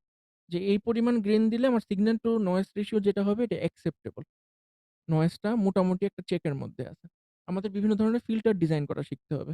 কারণ আনওয়ান্টেড যে সিগন্যাল গুলো আছে, যেমন ইলেক্ট্রোম্যাগনেটিক ইন্টারফেরেন্স আশেপাশে ইলেকট্রিক্যাল মেশিনের কারণে, সেগুলোকে আমার বাদ দিতে হবে। 50 হার্টজ এর যে সিগন্যালটা আমাদের পাওয়ার লাইন থেকে আসতেছে, এটাকে আমাদের বাদ দিতে হবে। সো আমাদেরকে এখন ফিল্টার ডিজাইনও শিখতে হবে। এটার সাথে, সাথে আরেকটা জিনিস যেটা খুব ইম্পোর্টেন্ট, যেটা আমরা আজকের ক্লাসে দেখব, সেটা হলো কি ইলেকট্রোড ডিজাইন। এই জিনিসটাকে আমরা বেশিরভাগ সময় ওভারলুক করে যাই। আমরা মনে করি যে কন্ডাক্টিভ একটা জিনিস, সবচেয়ে ভালো কন্ডাক্টিভ জিনিস কি মনে করেন? স্বর্ণ। আমরা সবসময় ধরে নিই যে সবচেয়ে বেশি কন্ডাক্টিভ হলো গিয়ে স্বর্ণ। এটা একটা নোবেল মেটাল।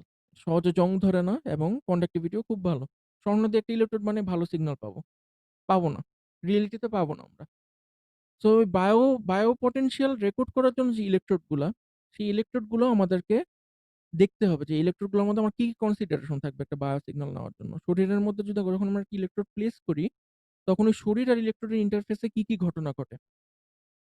তো এই জিনিসটার আজকে আমরা সূচনা করব এবং পরবর্তীতে আমরা সামনের ২ টা ক্লাস এই বায়ো পটেনশিয়াল ইলেকট্রোড এবং অ্যামপ্লিফায়ার ডিজাইন নিয়ে পড়ব। আমার যেটা ফিলোসফি সেটা হলো গিয়ে আমরা ক্লাসের মধ্যে সব টপিক কভার করতে না পারলেও, যেই টপিকগুলো কভার করব সেগুলো খুব ভালো করে কভার করব। ঠিক আছে? সো আমরা চেষ্টা করব এই বায়ো পটেনশিয়াল ইলেকট্রোড এবং বায়ো অ্যামপ্লিফায়ার ডিজাইন এই জিনিসটা খুব ভালো করে পড়ার জন্য। এবং পরবর্তীতে আপনাদেরকে এটার উপর আমি একটা প্রজেক্টও দিব। সো আজকের যেই জিনিসটা বায়ো ইলেকট্রোড, সেটা হলো ওয়েবস্টারের আপনাদের যে রেফারেন্স বুকটা আছে সেটা চ্যাপ্টার 5 এ খুবই সুন্দর করে বুঝায় দেওয়া আছে। এবং আমি আপনাদেরকে হাইলি এনকারেজ করব ওই ওয়েবস্টারের চ্যাপ্টার 5 টা আপনারা একবার হইলেও রিডিং পড়বেন। অনেক কিছু শিখতে পারবেন সেখান থেকে। মানে মেডিকেল ফিল্ডের অনেক কিছু বুঝতে পারবেন আরকি। তো জেনারেলি আমরা জানি যে ইলেকট্রোড, যেকোনো জায়গাতেই ইলেকট্রোড আমরা ইউজ করি হলে গিয়ে এক ধরনের আ আয়ন বা চার্জের আদান-প্রদানের জন্য আমরা ইলেকট্রোড ইউজ করি। এবং ইলেকট্রোড কথাটা যখন আসে, ইলেকট্রোডের সঙ্গে কিন্তু সবসময় আমরা সাথে, সাথে যে জিনিসটা চিন্তা করি সেটা হলো কি ইলেক্ট্রোলাইট। আপনারা যখন ক্লাস 7-8 এ ভোল্টাস সেল পড়ছেন কখনো ভোল্টাস সেল? আপনারা কখনো সেল রিঅ্যাকশন পড়ছেন? ইলেক্ট্রোকেমিক্যাল রিঅ্যাকশন, ইলেক্ট্রোকেমিক্যাল সেল যেটাকে বলে? স্যার ওই যে গ্যালভানিক কোষ ওইটা। হ্যাঁ, হ্যাঁ, হ্যাঁ, গ্যালভানিক কোষ। তো ওখানে আপনারা দেখছেন না যে যেকোনো একটা অ্যানোড বা ক্যাথোড সবসময় একটা ইলেক্ট্রোলাইটের মধ্যে ডুবানো থাকে, তাই না? জি স্যার। ইলেকট্রোড বললেই কিন্তু মানে সাথে, সাথে আমাদের মাথায় আসার কথা যে ইলেক্ট্রোলাইট। কারণ ইলেকট্রোড কিন্তু নরমাল কন্ডাক্টরের মতো না। যেমন নরমাল কন্ডাক্টরে আমাদের যেমন চার্জের আদান-প্রদানটা কিভাবে হচ্ছে? পুরোপুরি হইতেছে ইলেকট্রন, ফ্রি ইলেকট্রনের মুভমেন্টের কারণে। আমার কন্ডাক্টরের মধ্যে ইলেকট্রনের আদান-প্রদান হইতেছে, ওটার অপোজিট দিকে আমরা কারেন্টের প্রবাহ ধরে নিচ্ছি। কিন্তু ইলেকট্রোডের মধ্যে আমার যে চার্জের আদান-প্রদান হচ্ছে, এটা কিন্তু পুরোপুরি ফ্রি ইলেকট্রন দায়ী না এটার মধ্যে। ইলেকট্রোডটা ডুবানো থাকে আমার ইলেক্ট্রোলাইটের মধ্যে। আপনারা বলতে পারবেন যে কাকে আমরা ইলেক্ট্রোলাইট বলি?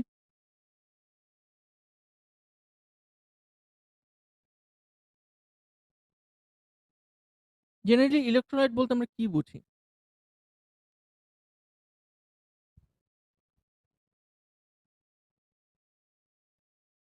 আপনারা ফুটবল-টুটবল খেলেন না কেউ? Football, badminton? Ji sir. Electrolyte খান না কখনো টায়ার্ড হয়ে গেলে? জানেন ইলেক্ট্রোলাইট কি? স্যার যেকোনো ইলেক্ট্রোলাইট যেকোনো স্যালাইন হলে কি ইলেক্ট্রোলাইট, ঠিক আছে? আপনারা যে স্যালাইন খান, পেট খারাপ হলে যে স্যালাইন খান, সে স্যালাইনও কিন্তু একটা ইলেক্ট্রোলাইট। প্লাস খেলাধুলার সময় দেখবেন যে ওই ক্রিকেট খেলার সময় বা ফুটবল খেলার সময় দেখবেন যে ওই যে খায়, গ্যাটোরেড খায়। নীল রঙের যে ড্রিংকটা, ওইটাও কিন্তু ইলেক্ট্রোলাইট। কারণ আপনি প্রচুর পরিমাণে ঘামতেছেন, আপনার শরীরে ইলেক্ট্রোলাইট কমে যাচ্ছে। এজন্য তখন ইলেক্ট্রোলাইট খায়। সো ইলেক্ট্রোলাইট বলতে আমরা জেনারেলি যেটা বুঝি যে যেই সল্ট গুলা আপনার আয়নিক বন্ধনের কারণে তৈরি হয়। অ্যাকচুয়ালি সব সল্টই আপনার আয়নিক বন্ধনের কারণে তৈরি হয়। আয়নিক বন্ধন মানে তো বুঝেন আয়নিক বন্ড কাকে বলে?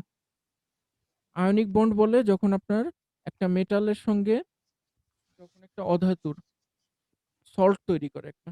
যেমন মনে করেন সোডিয়াম। সোডিয়ামের আউটার অরবিটে আমার একটা ইলেকট্রন আছে। আর ক্লোরিনের আউটার অরবিটে লেগে 7 টা ইলেকট্রন। সো ক্লোরিন চায় একটা ইলেকট্রন নিয়ে আর্গনের মতো হয়ে যেতে। সোডিয়াম চেষ্টা করে একটা ইলেকট্রন দিয়ে নিয়নের মতো হয়ে যেতে, নোবেল গ্যাসের মতো হয়ে যেতে। তো এইজন্য এই ইলেকট্রন আদান-প্রদানের মাধ্যমে ওদের মধ্যে একটা বন্ড তৈরি হয়। এবং এই ম্যাটেরিয়াল গুলো খুব ক্লোজলি প্যাকড হয় এবং এরা খুব ভালো ইনসুলেটর। সোডিয়াম ক্লোরাইড বলেন, পটাশিয়াম ক্লোরাইড বলেন, আয়নিক বন্ধনের মাধ্যমে যেই যৌগগুলো তৈরি হয়, এরা কিন্তু খুব ভালো ইনসুলেটর। কিন্তু এই জিনিসগুলোকে আপনি যখন আবার পানিতে গুলাবেন, পানিতে গুলাইলে হয় কি পানির মধ্যে একটা হাইড্রোজেন আর একটা হাইড্রক্সিল পোল থাকে। ওরা করে কি যে সোডিয়াম এবং ক্লোরাইডের মধ্যে ডিসঅ্যাসোসিয়েশন তৈরি করে। মানে এটার মধ্যে সোডিয়াম প্লাস এবং ক্লোরিন মাইনাস আয়োনাইজড অবস্থায় আবার চলে যায়। যখনই পানির মধ্যে গুলান। পানির মধ্যে সোডিয়াম ক্লোরাইডের কিন্তু এই যে ডিসঅ্যাসোসিয়েশন রেট অনেক বেশি। মানে যেই পরিমাণ সোডিয়াম ক্লোরাইড দিবেন, আপনি ধারণা করতে পারবেন যে পুরাটাই আয়োনাইজড হয়ে গেছে। সোডিয়ামও আয়োনাইজড হয়ে গেছে, সোডিয়াম প্লাস হয়ে গেছে আর ক্লোরিন মাইনাস হয়ে গেছে। মানে লবণের পুরো অংশটাই এখানে আয়োনাইজড অবস্থায় থাকে। এইজন্য আমরা ওই দ্রবণটাকে বলি এটা একটা ইলেক্ট্রোলাইট। মানে আয়নিক বন্ধনের কারণে যে যৌগগুলো তৈরি হয় এদেরকে জেনারেলি পানির মধ্যে যদি গোলান, তাহলে যেই সলিউশনটা তৈরি হয় ওই সলিউশনটাকে আমরা বলি হলো গিয়ে ইলেক্ট্রোলাইট। সো ইলেকট্রোড গুলো জেনারেলি এই ইলেক্ট্রোলাইটিক একটা মিশ্রণের মধ্যে ডুবানো থাকে, আমরা যতদূর জানি। এবং এটা হলো গিয়ে যে আয়নিক কারেন্ট, এই আয়নিক কারেন্টটা অ্যালাউ করে। ইলেকট্রোডের মধ্য দিয়ে আয়নিক কারেন্টটা প্রবাহিত হয়। এবং এই আয়নিক কারেন্টটার জন্য রেসপন্সিবল হলো গিয়ে ও যে এই আয়নিক বন্ডের যে ইগুলা ছিল, ইন্ডিভিজুয়াল অণুগুলা ছিল, সরি চার্জগুলা ছিল। সেই চার্জগুলো হলো গিয়ে এই কারেন্টের জন্য দায়ী। ইলেকট্রোডের মধ্যে যে কারেন্ট প্রবাহিত হয়। তো মনে করেন এখানে হলো গিয়ে একটা মেটালের ইলেকট্রোড আছে। এই যে গ্রে কালারের যে অংশটুকু দেখতে পারতেছেন, এটা একটা মেটালের ইলেকট্রোড। আর এটা হলো গিয়ে আপনি পানির মধ্যে যে ডুবাইছেন, এটা হলো গিয়ে এটার ইন্টারফেস। ইন্টারফেসটা হলো গিয়ে মেটালের একদম আউটার সারফেসটা ইলেকট্রোলাইটের যেখানে টাচ করছে। এটা হলো গিয়ে আমার মেটাল এবং ইলেকট্রোলাইট বা ইলেকট্রোলাইট ইন্টারফেস। এই ইন্টারফেসের মধ্যে কি হচ্ছে দেখেন, ইন্টারফেসের মধ্যে ২ ধরনের ঘটনা ঘটতে পারে। ২ ধরনের ঘটনার একটা হইতে পারে যে আপনার ইলেকট্রোলাইটের মধ্যে অবশ্যই আমার পজিটিভ চার্জের আয়ন আছে। যেমন সোডিয়াম ক্লোরাইডের ক্ষেত্রে আমার পজিটিভ চার্জের আয়ন কোনটা হবে? যদি আমার ইলেকট্রোলাইটটা সোডিয়াম ক্লোরাইড বেসড হয়। ক্যাটায়ন কোনটা হবে এখানে?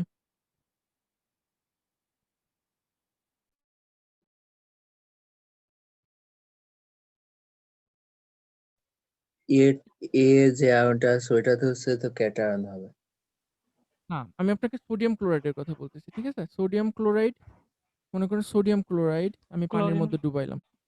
সোডিয়াম ক্লোরাইড সবসময় চিন্তা করবেন সোডিয়াম ক্লোরাইডের সাপেক্ষে। কারণ কি? কারণ যোজনী ১ তো হিসাব করা খুবই সহজ। সোডিয়াম ক্লোরাইড যদি আমরা পানিতে ডুবাই আমরা কি আয়ন পাবো? সোডিয়াম আয়ন পাবো আর সোডিয়াম হলো সোডিয়ামের ক্যাটায়ন চার্জ আর কি? Chlorine ion. হ্যাঁ, প্লাস সোডিয়াম হলো গিয়ে প্লাস আর chlorine chlorine minus. Minus. Minus তাহলে সোডিয়ামটা অবশ্যই আমার ক্যাটায়ন। যেহেতু আমরা জানি পজিটিভ চার্জ মানে পজিটিভ হলো ক্যাটায়ন। ক্যাটায়ন। তো এখানে ক্যাটায়ন। প্রচুর পরিমাণে সোডিয়াম প্লাস থাকবে। ঠিক আছে? প্রচুর পরিমাণে সোডিয়াম প্লাস থাকবে। এখন দেখেন এখানে ২ ধরনের ঘটনা ঘটতে পারে। ২ ধরনের ঘটনা কি? একটা হলো গিয়ে এখানে আমার মেটালের মধ্যে প্রচুর পরিমাণে ফ্রি ইলেকট্রন আছে। আপনারা তো নিশ্চয়ই এটা জানেন যে মেটালের মধ্যে প্রচুর পরিমাণে ফ্রি ইলেকট্রন থাকে। এটা কি সবাই জানেন? আপনারা কি মেটালিক বন্ড পড়ছেন? এই আয়নিক বন্ড, কোভ্যালেন্ট বন্ডের সঙ্গে মেটালিক বন্ডও? জি স্যার, পড়ছিলাম স্যার। তো মেটালের মধ্যে প্রচুর পরিমাণে ফ্রি ইলেকট্রন থাকে। বলা হয় যে মেটালের খণ্ডটা ফ্রি ইলেকট্রনের সমুদ্রের মধ্যে সাঁতার কাটে। প্রচুর পরিমাণে ফ্রি ইলেকট্রন থাকার কারণেই কিন্তু মেটালের মধ্যে আপনি যখন ২ সাইডে ভোল্টেজ দেন, তখন এটার মধ্যে দিয়ে ইলেকট্রিসিটি পাস হয়। বেসিক্যালি জাস্ট ফ্রি ইলেকট্রনগুলো ফ্লো করে। একটু হোল্ড করেন।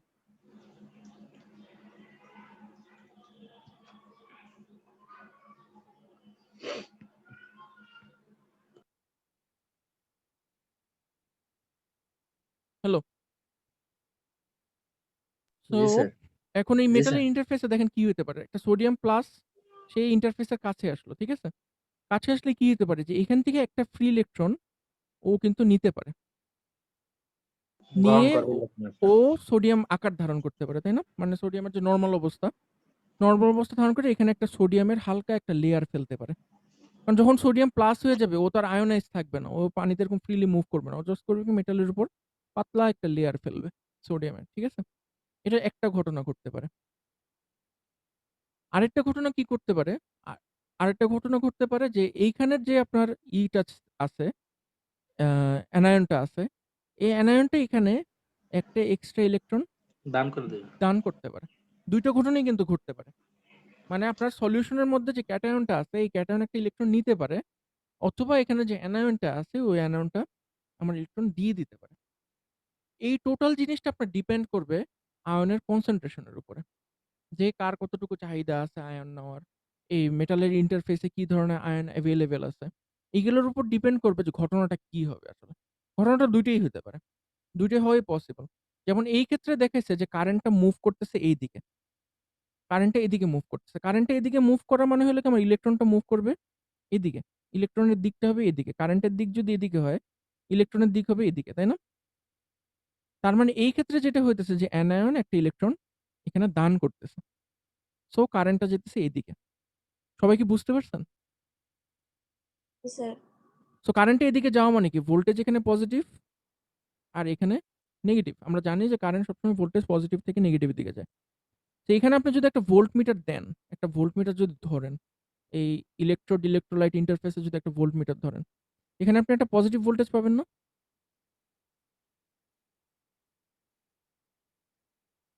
সবাই একটু চিন্তা করে দেখেন তো বুঝতে পারছেন নাকি?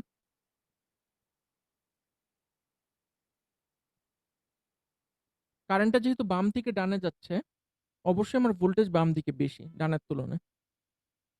কারণ আমরা বাই ডেফিনিশন জানি যে কারেন্ট সবসময় বেশি ভোল্টেজ থেকে কম ভোল্টেজের দিকে যায়।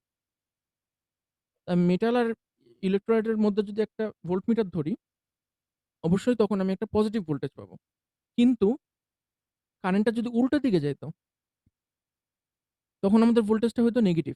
ঠিক আছে? কারণ এখানে যদি আমার ভোল্টমিটারের পজিটিভ প্রান্তটা ধরতাম আর এখানে নেগেটিভ প্রান্তটা ধরতাম, তখন দেখতাম আমরা উল্টা দিকে কারেন্টটা ফ্লো করতেছে। তখন আমাদের রিডিং দিত নেগেটিভ।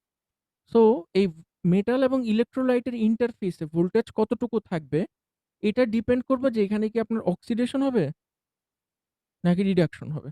মানে ও কি ইলেকট্রন নিবে নাকি দিবে।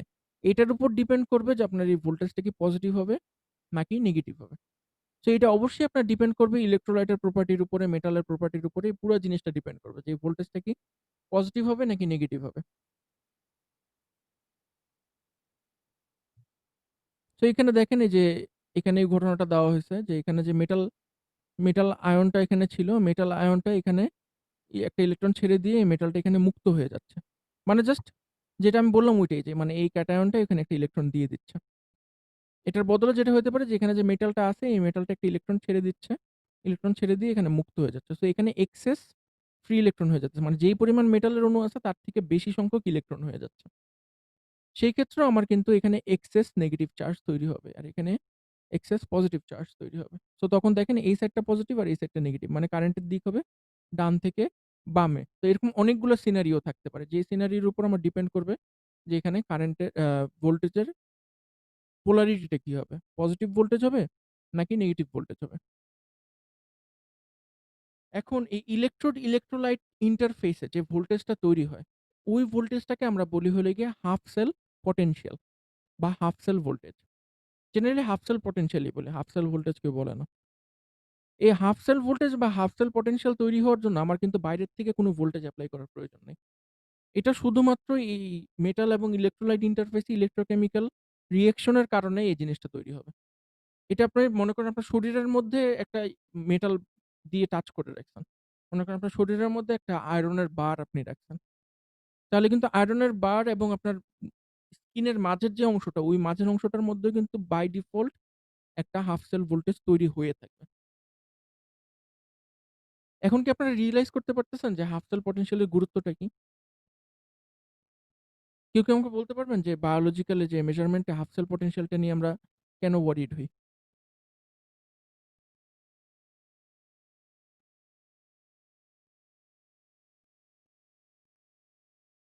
জেনারেলি কি হয়? আমার কোনো একটা অ্যাম্প্লিফায়ার এর মধ্যে যখন ডিসি একটা ভ্যালু থাকে বেশি, তখন অ্যাম্প্লিফায়ার এর সমস্যাটা কি হয়? বলতে পারবেন কেউ?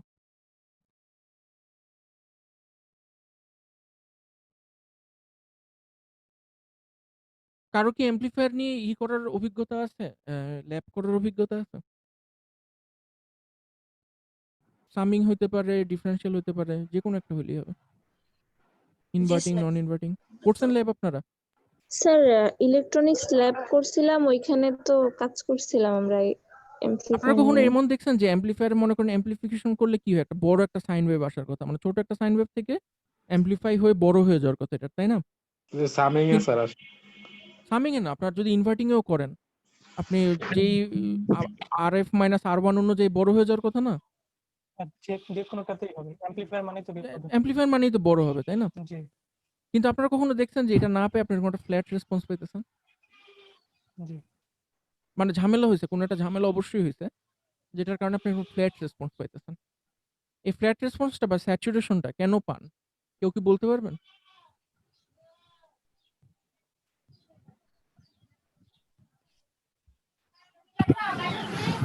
আপনারা যদি বায়োমেডিক্যাল অ্যাম্পলিফায়ার ডিজাইন করতে চান, এই জিনিসগুলো কিন্তু আপনাদেরকে ভিতর থেকে ফিল করতে হবে। মানে আপনাদের একদম মাথার মধ্যে এই জিনিসটা, এই কনসিডারেশন গুলো বসে যেতে হবে যে আমি ফ্ল্যাট রেসপন্স কেন পাচ্ছি? আমার তো এখানে সুন্দর একটা গেইন পাওয়ার কথা ছিল। এটা না পেয়ে আমি এরকম স্যাচুরেশন কেন পাইতেছি? স্যাচুরেশন ভোল্টেজ কেন পাইতেছি? এটার কারণ হলো গিয়ে আপনি নিশ্চয়ই একটা RF মাইনাস R1 এর একটা রেশিও আছে। মনে করেন রেশিওটা ধরলাম 30 রেশিও ধরলাম। এখন আপনি হিসাব করছেন কি? আপনি হিসাব করছেন যে আমার ভোল্টেজ হলে গিয়ে কত? আমার ভোল্টেজ হলে গিয়ে মনে করেন 100 মিলিভোল্ট হওয়ার কথা। ইনপুট ভোল্টেজ আমার 100 মিলিভোল্ট হওয়ার কথা। এখন এটাকে যদি আমি 30 দিয়ে গুণ দিই, 100 মিলিভোল্টকে আমি যদি 30 দিয়ে গুণ দিই, তাহলে আমার কত আসবে? 1 ভোল্ট, 3 ভোল্ট। এটা রেজাল্টিং ভোল্টেজ হবে হলো গিয়ে 3 ভোল্ট, তাই না? 30 যদি আমার অ্যাম্পলিফায়ারের গেইন থাকে এবং 100 মিলিভোল্ট যদি আমার ইনপুট থাকে, আমার আউটপুটে আমি অবশ্যই 3 ভোল্ট পাবো। এটা হলো গিয়ে আমার ডিজাইন। এখন আমরা আমাদের যে অপ এম্পটা আছে, এই অপ এম্পের আমাদের প্লাস মাইনাসে আমরা ভোল্টেজ দিছি কত? ধরলাম +6 অ্যান্ড -6। এখন +6 আমার ভোল্টেজ আসতেছে 3 ভোল্ট। এটা অবশ্যই দেখাইতে পারবে যেহেতু ও ডায়নামিক রেঞ্জের মধ্যে পড়ছে। -6 থেকে +6 হলে গিয়ে ওর ডায়নামিক রেঞ্জ।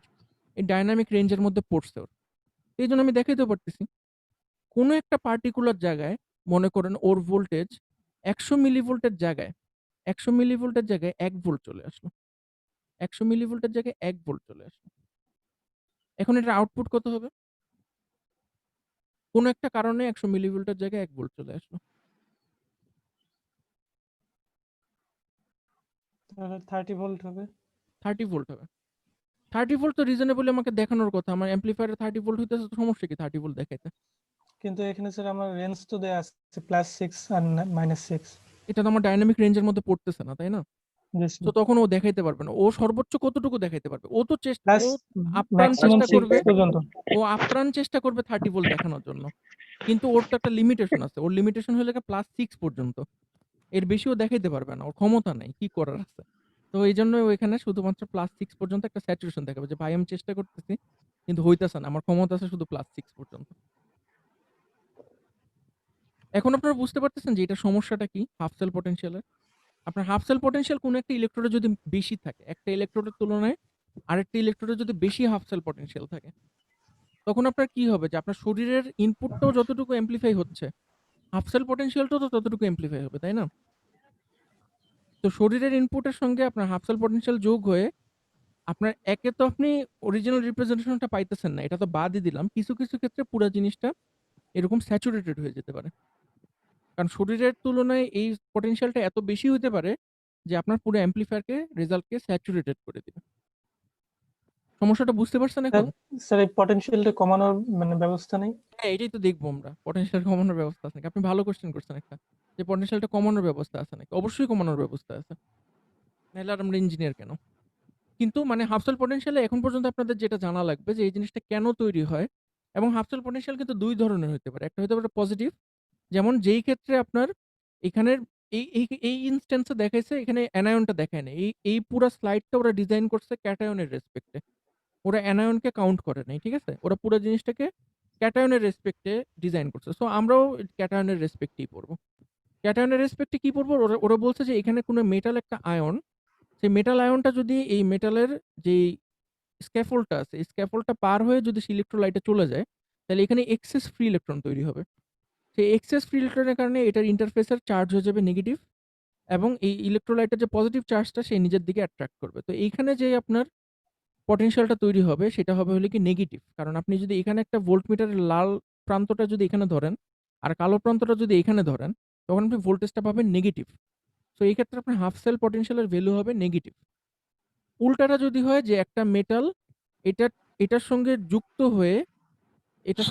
হয়ে গেল এবং একটা ফ্রি ইলেকট্রন ছেড়ে দিল, তখন আপনার এই সাইডে হয়ে যাবে হলো কি নেগেটিভ এবং এই সাইডটা হয়ে যাবে হলো কি পজিটিভ। সেই ক্ষেত্রে আপনার যে পটেনশিয়ালটা তৈরি হবে সেটা হবে হলো গিয়ে পজিটিভ। সো আপনার হাফ সেল পটেনশিয়ালটা নেগেটিভ হতে পারে, পজিটিভ হতে পারে। এটা পুরোপুরি ডিপেন্ড করবে মেটালের উপরে। মেটালটা কিরকম, ইলেকট্রোলাইট সলিউশনটা কিরকম।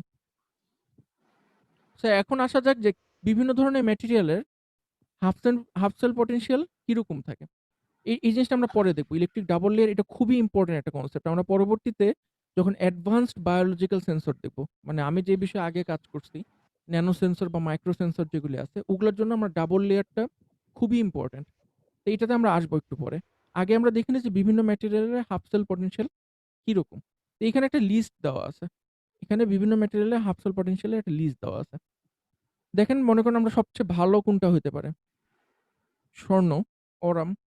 স্বর্ণেরটা দেখি, স্বর্ণেরটা হলে গিয়ে +1.42 ভোল্ট। আপনি চিন্তা করতে পারতেছেন এটা কত বড় ভোল্টেজ? আমরা জেনারেলি আমাদের ইসিজি নমিনাল ভ্যালু কত? ইসিজি যে সিগন্যালটা এটার পিক ভোল্টেজ কত মোটামুটি? +30 ভোল্টে ওটা তো দেখছিলাম। 3 মিলিভোল্ট মনে হয়। 30 volt, 30 millivolt, sorry 30 millivolt.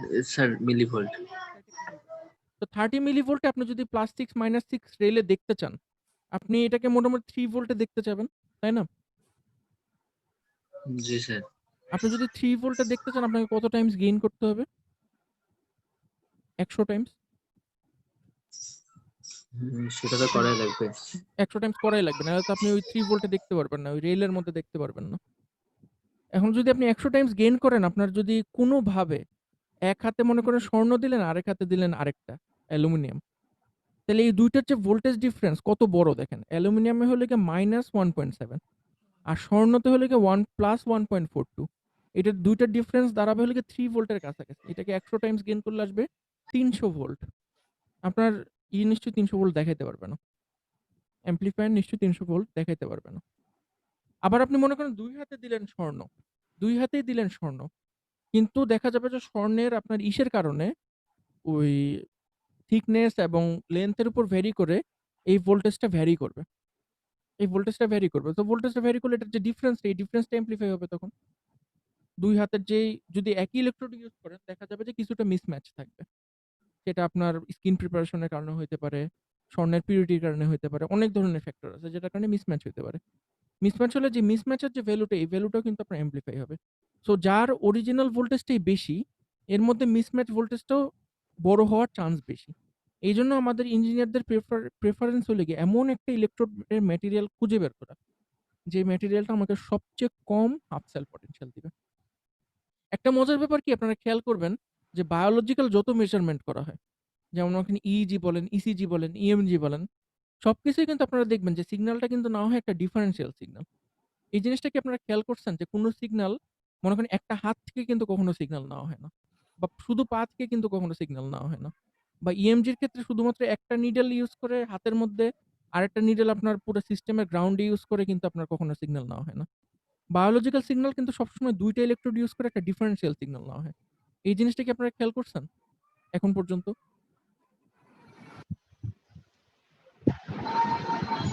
Normal signal কিন্তু আমরা এরকম ফ্লোটিং অবস্থায় নিতে পারি, যে মনে করেন একটা ইলেকট্রোড বসাইলাম, আরেকটা ইলেকট্রোড কোনো একটা জায়গায় গ্রাউন্ডে বসানো আছে, আমার ব্যাটারির গ্রাউন্ড বা অন্য কোথাও গ্রাউন্ডে বসানো আছে।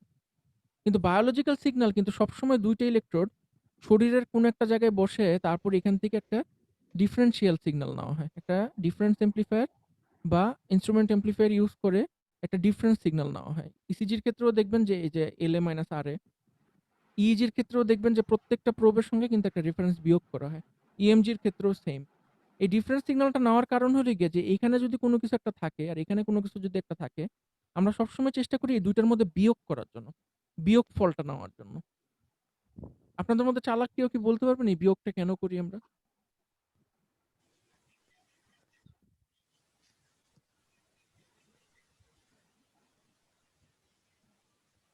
বাই দিস পয়েন্ট আপনাদের মোটামুটি একটা ধারণা আসার কথা যে বিয়োগটা কেন করি আমরা?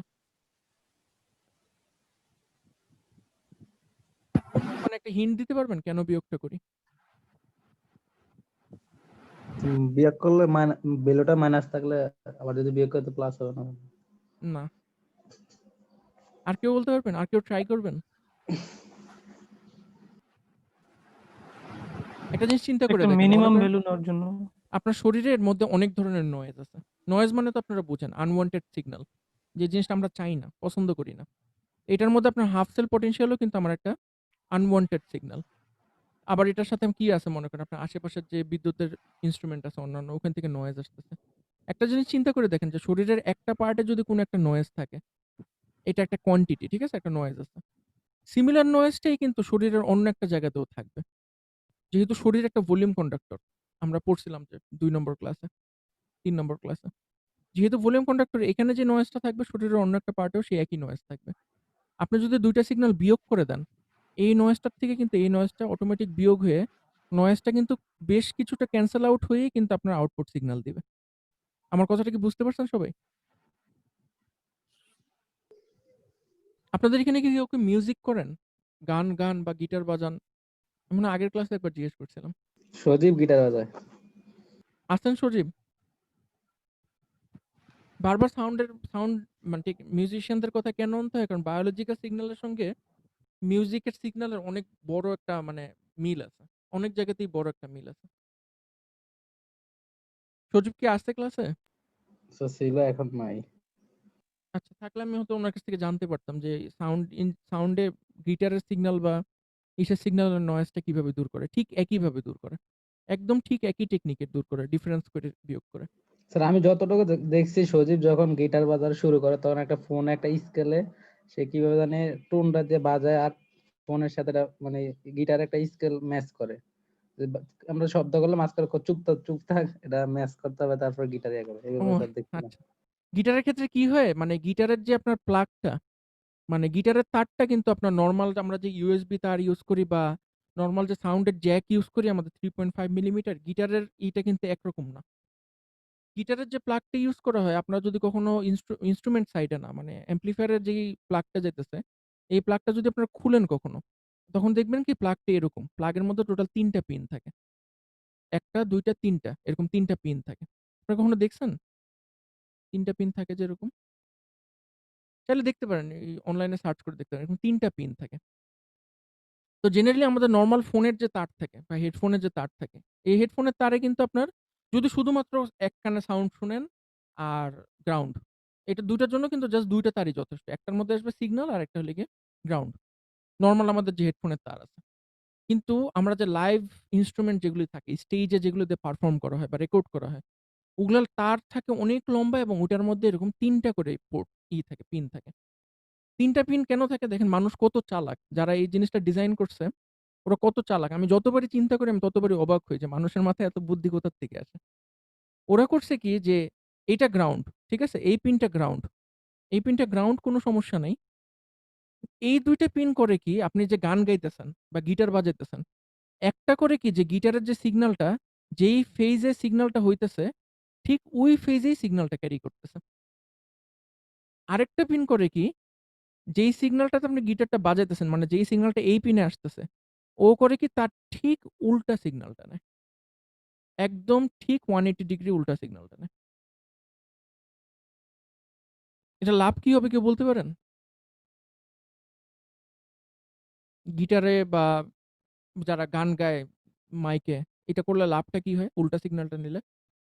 একটা পিনে নেয় হলো গিয়ে ঠিক সিগন্যাল, আরেকটাতে নেয় হলো উল্টা সিগন্যাল। একটাকে বলা হলো গিয়ে হট, আরেকটাকে বলা হয় কোল্ড। মজার ব্যাপারটা কি হয় দেখেন, মানে গিটারের তারগুলো থাকে অনেক লম্বা। যারা কনসার্ট করে বা করে, তারগুলো কিন্তু অনেক লম্বা থাকে। সো যেকোনো লম্বা তারই আপনার নয়েজের জন্য কিন্তু অ্যান্টেনা হিসাবে কাজ করে। দেখবেন যে আপনার যদি অনেক লম্বা একটা হেডফোনের তার থাকে বা আপনার স্পিকারের তার থাকে, আপনি যদি তারের কাছে যে হাত দিয়ে ধরেন, তখন দেখবেন স্পিকারের মধ্যে কিন্তু একটা নয়েজ আসে। আমার যে মাইকটা আছে, এই মাইকটা যদি আমি হাত দিয়ে ধরি আপনারা দেখবেন একটা নয়েজ শুনতেছেন। আমি জানি না আপনারা জুম এর মাধ্যমে শুনতে পারবেন নাকি? এই যে আমি হাত দিয়ে ধরছি। একটা নয়েজ শোনার কথা এখন। আমি হাত ছেড়ে দিছি। এখন কোন নয়েজ শুনবেন না। আপনি যদি হাত দিয়ে ধরেন তখন দেখবেন যে ওটার মধ্যে স্পিকারে একটা নয়েজ ইনডিউস হইতেছে। কিন্তু এই একটাতে ইন ফেজ আরেকটাতে আউট অফ ফেজ সিগন্যাল নেওয়ার সুবিধাটা কি দেখেন? আপনার যে নয়েজটা ইনডিউস হইতেছে এটা কিন্তু এই সিগন্যালের মধ্যেও আছে, এই সিগন্যালের মধ্যেও আছে। কারণ ২ টাই কিন্তু একই তারের মধ্যে দিয়ে ট্রাভেল করতেছে। ২ টার মধ্যেই কিন্তু একই পরিমাণ নয়েজ আসে। অ্যাম্প্লিফায়ারে যেয়ে করে কি? অ্যাম্প্লিফায়ারে যেয়ে এই সিগন্যালটা ঠিকই থাকে কিন্তু এই সিগন্যালটাকে উল্টায় দেয়। এই সিগন্যালটাকে আবার উল্টায় দেয়। তো এই সিগন্যালটাকে যখন উল্টায় দেয় তখন এটার নয়েজটা তো এটার সঙ্গে আছেই। কিন্তু এই সিগন্যালটা কিন্তু উল্টায় দিলে আবার এই সিগন্যালটাই চলে আসবে। তাই না? এটাকে যদি আপনি আরেকবার উল্টায় দেন, এই সিগন্যালটাকে আরেকবার উল্টায় দিলে আপনি এই সিগন্যালটাই ফেরত পাবেন না? জি স্যার। জি স্যার। কিন্তু এটার সঙ্গে যে নয়েজটা ইনডিউস হইছে, সেই নয়েজটার পোলারিটি কিন্তু উল্টা হয়ে যাবে। এটার নয়েজটার পোলারিটি যদি প্লাস হয়, এটার নয়েজের পোলারিটি কিন্তু মাইনাস হয়ে যাবে তখন। ২ টার মধ্যে একই নয়েজই ইনডিউস হইছে। কিন্তু আপনি যখন এটার পোলারিটি আরেকবার ঘুরাই দিলেন, তখন তারের মধ্যে দিয়ে যে নয়েজটা ইনডিউস হইছে, ওই নয়েজটা এটার যদি প্লাস হয়, এটার নয়েজটা মাইনাস হয়ে যাবে না? মানে জি মনে স্যার। করেন এই তারের মধ্যে লম্বা একটা তারের মধ্যে দিয়ে ২ টা সিগন্যালই যাইতেছে। এই সিগন্যালের মধ্যেও +5 ভোল্ট নয়েজ ঢুকতেছে, এইটার মধ্যেও +5 ভোল্ট নয়েজ ঢুকতেছে। এটা কিন্তু নয়েজ, ঠিক আছে? কিন্তু এই সিগন্যালটা যাইতেছে ইন ফেজ আর এই সিগন্যালটা যাইতেছে আউট অফ ফেজ। আপনি যখন এটাকে ঠিক রাখবেন, ঠিক আছে? এটাকে ঠিক রাখলেন। এখন কি হলো? এটা +5 ভোল্ট নয়েজ, 5 ভোল্ট নয়েজ। এটাকে এখন আমি উল্টাই দিব। এটাকে যদি আমি উল্টাই দিই তাইলে এই সিগন্যালটা কিন্তু সোজা হয়ে যাবে। কিন্তু এটা যে +5 ভোল্ট যে নয়েজটা এটা কিন্তু -5 ভোল্ট নয়েজ হয়ে যাবে এখন, তাই না? উল্টাই দিছি তো। এখন আমি ২ টাকে যোগ করে দিলাম। এখন বুঝতে পারতেছেন যোগ করে দিলে কি হবে? এই ২ টা নয়েজ ক্যানসেল আউট হয়ে যাবে। ক্যান্সেল হয়ে যাবে নয়েজ গুলা। আর এই সিগন্যালটা আরো বেড়ে যাবে। ২ টা সিগন্যাল যখন যোগ করে দিব মেইন যে ভয়েস আমার যে গান গাইতেছে তার সিগন্যালটা কিন্তু আরো বড় হয়ে যাবে, তাই না? তাহলে আপনার সিগন্যাল টু নয়েজ রেশিও কিরকম ড্রামাটিক্যালি ইনক্রিজ করবে বুঝতে পারতেছেন? এই ধরনের তারকে বলা হয় হলো গিয়ে ব্যালেন্সড কানেকশন। এটাকে বলা হয় হলো গিয়ে ব্যালেন্সড কানেকশন। আর আপনি যদি শুধুমাত্র একটা তার দিয়ে সিগন্যাল নিতেন আর এটার মধ্যে কিছুই নেই, তখন এটাকে বলা হতো আনব্যালেন্সড কানেকশন। আনব্যালেন্সড কানেকশনে আপনি যদি লম্বা তার করেন, ২০ ফিটের থেকে লম্বা তার করেন, ওটা একটা অ্যান্টেনা হিসাবে কাজ করবে আশেপাশের নয়েজের জন্য। তখন প্রচুর নয়েজি সিগন্যাল হবে। তো দেখা যায় বাংলাদেশের অনেক সাউন্ড ইঞ্জিনিয়ারই এই জিনিসটা বুঝে না। তো ওরা করে কি লম্বা কানেকশনের জন্য এরকম আনব্যালেন্সড তার ইউজ করে। তখন সিগন্যালের কোয়ালিটি ডিগ্রেড করে। সো এটার সঙ্গে আপনারা এখন এই জিনিসটা তুলনা করতে পারেন যে আমরা এখন ডিফারেনশিয়াল সিগন্যাল কেন নিই? সবসময় একটা ডিফারেন্স করার চেষ্টা করি। আমরা বায়োলজিক্যাল সিগন্যাল নিলেই ডিফারেন্স করার চেষ্টা করি। যাতে এইখানে যে নয়েজটা আছে আর এইখানে যে নয়েজটা আছে, আমার যেন এই ২ টা পোর্টে গিয়ে একটা অপরটাকে ক্যানসেল আউট করে দেয়, বিয়োগ করে দেয়। এখন আমার ২ টা ইলেকট্রোডে যদি স্বর্ণের তৈরি হয়, ২ টার মধ্যে কিন্তু সমান পরিমাণ কনট্যাক্ট পটেনশিয়াল থাকবে, হাফ সেল পটেনশিয়াল থাকবে। কিন্তু এটার মধ্যে সামান্য মিসম্যাচ থাকবে। একদম এক্সাক্টলি 1.42 কখনোই হবে না। একটার মধ্যে 1.4 একটার মধ্যে 1.3 আছে। তো 0.1 এর একটা মিসম্যাচ আমার থেকেই যাবে। যেই মিসম্যাচটা আমার থাকবে, সেই মিসম্যাচটার সঙ্গে কিন্তু আবার আমার ৩০ দিয়ে গুণ হবে। তাই না? ইসিজি অ্যাম্প্লিফায়ারের যে গেইনটা, ওটা দিয়ে কিন্তু গুণ হবে। 0.1 কে যদি আমি ৩০ দিয়ে গুণ করি, স্টিল কিন্তু এখানে আমি 3 ভোল্ট পাইতেছি। তার মানে আমার মেইন যে ইসিজি সিগন্যালটা, এটা আমার 3 ভোল্ট পাওয়ার কথা, প্লাস 3 ভোল্টের একটা অফসেট, ডিসি ভোল্টেজ। এটা কিন্তু পুরোপুরি একটা ডিসি ভোল্টেজ। তো যেই সিগন্যালটা আমার ইসিজি সিগন্যালটা দেখার কথা ছিল এই জায়গায়, আমি এখানে একটা ইসিজি সিগন্যাল দেখার কথা ছিল। এই ইসিজিটা এখন আমার বেসলাইন শিফট হয়ে যাবে। বেসলাইন কতটুকু শিফট হবে? এই পরিমাণ শিফট হয়ে যাবে। এই পরিমাণ শিফট হয়ে আমার উপরে চলে আসবে সিগন্যালটা। আমার কথাটা কি সবাই বুঝতে পারছেন? নাকি কারো কোনো কোয়েশ্চেন আছে? কারো স্যার কোয়েশ্চেন থাকলে হ্যাঁ, এই বলেন। মিসম্যাচটা কেন থেকে যাবে? কেন থেকে যাবে? কারণ আপনার মনে করেন কোনো একটা জায়গাতে আপনি পুরু একটা জেল দিছেন। কোনো একটা জায়গায় আপনি পুরু একটা জেল দিছেন। আর কোনো একটা জায়গায় পাতলা একটা জেল দিছেন। ২ টার মধ্যে তো আপনার আয়নের কনসেনট্রেশন ডিফারেন্ট, তাই না? জি স্যার। তাহলে অবশ্যই আপনার তখন আয়নের ট্রান্সফারও ডিফারেন্ট হবে। জি স্যার, বুঝতে পারছি। বুঝতে পারছেন? কোনো একটা জায়গায় মনে করেন আপনার ইলেকট্রোডের সারফেসটা পুরোপুরি ফ্ল্যাট না। একদম পুরোপুরি কনট্যাক্ট পায় নাই বডির সঙ্গে। যখনই বডির ব্যাপার আসে, তখনই তো অনেক ভেরিয়েবল চলে আসে। ওই জায়গায় পশম থাকতে পারে, ওই জায়গায় ঘাম থাকতে পারে, তেল থাকতে পারে, প্লাস আঁকাবাঁকাও তো থাকতে পারে, পোরাসও হইতে পারে। তো কনট্যাক্ট আমার ঠিকমতো পাইল না। বেড়ে গেল ভোল্টেজ, কমে গেল। কোনো সমস্যা তো নাই। হইতেই পারে। যখনই বায়োলজিক্যাল ব্যাপার আসে তখনই অনেক আনসার্টেনটি থাকে, তাই না? তো এখন এজন্য আমাদের সবসময় চুজ করতে হবে এমন একটা ইলেকট্রোড, যে ইলেকট্রোডটার কনট্যাক্ট পটেনশিয়াল খুবই কম। যাতে মিসম্যাচ হইলেও মিসম্যাচের পরিমাণটাও যাতে কম হয়। মিসম্যাচ ভোল্টেজটাও যাতে কম হয়। এখন আপনাদের দায়িত্ব এই চার্টটা থেকে বের করেন যে আমরা কোন ইলেকট্রোডটা ইউজ করব। আমি আপনাদেরকে ১ মিনিট সময় দিচ্ছি, আপনারা চুজ করে বলেন আমরা কোনটা ইউজ করব।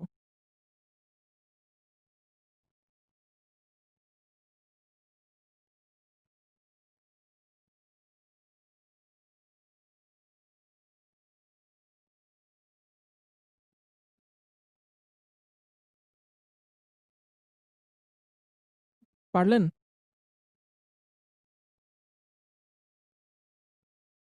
কোনটা ইউজ করলে ভালো হবে? স্যার সিলভার টেস্ট করলে ভালো হবে কি? হ্যাঁ, সিলভার ইউজ করলে ভালো হবে। মানে এই যে এটা, তাই না?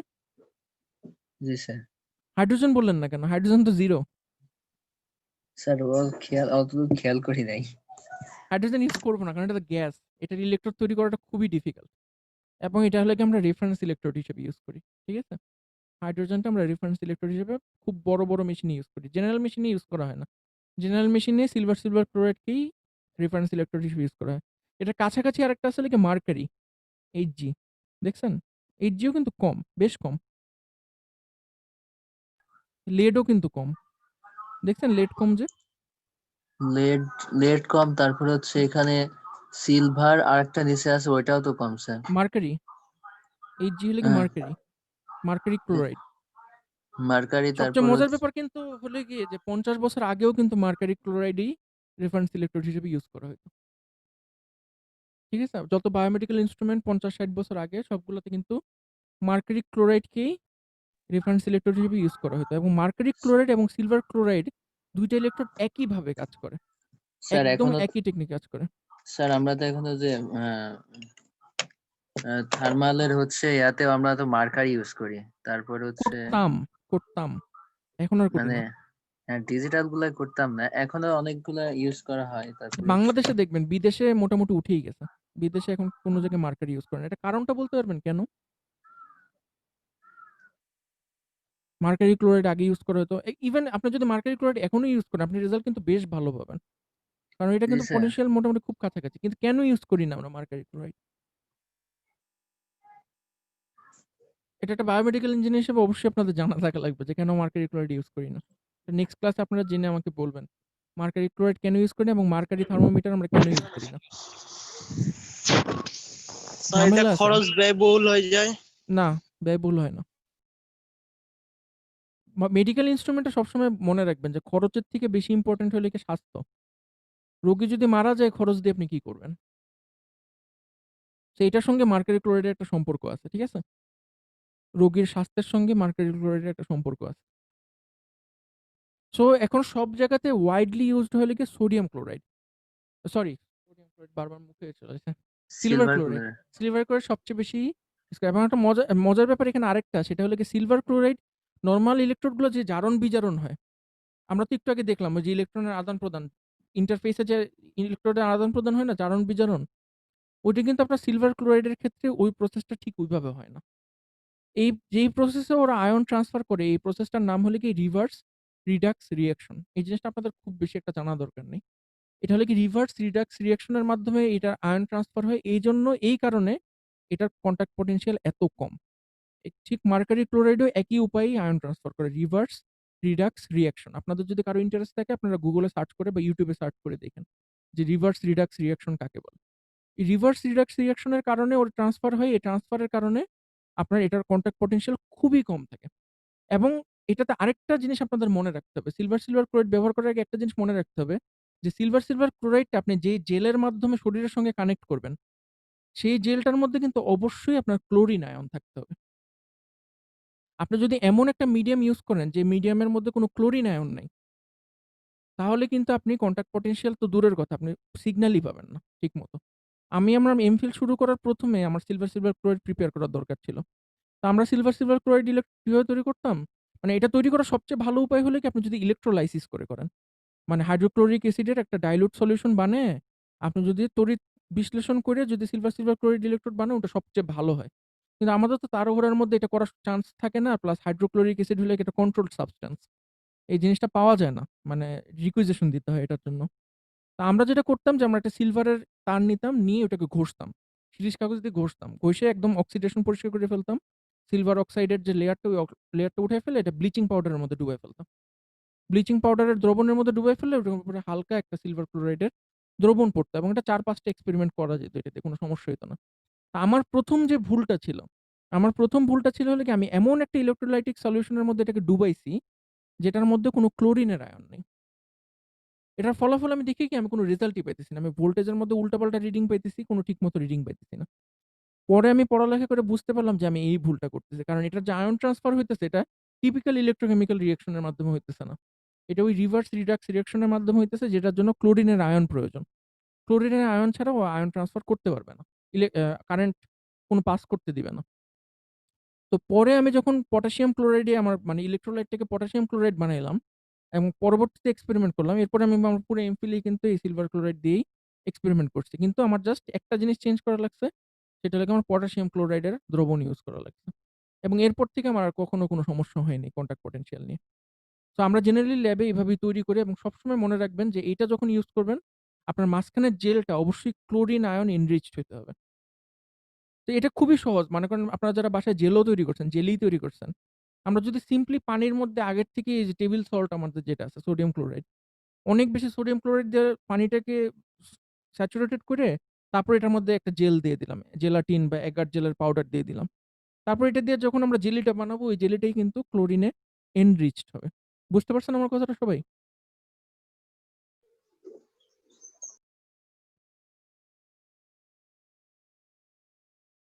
আচ্ছা। সো আজকের ক্লাসে আর বেশি একটা সময় নেই। তো আমরা বাকি জিনিসটা পরে পড়বো। এখানে যে দেওয়া হয়েছে যে হাইড্রোজেন ইলেকট্রোড ইউজ করে কিভাবে আপনার কন্টাক্ট যেকোনো ইলেকট্রোডের কন্টাক্ট পটেনশিয়াল মেজার করা হয়।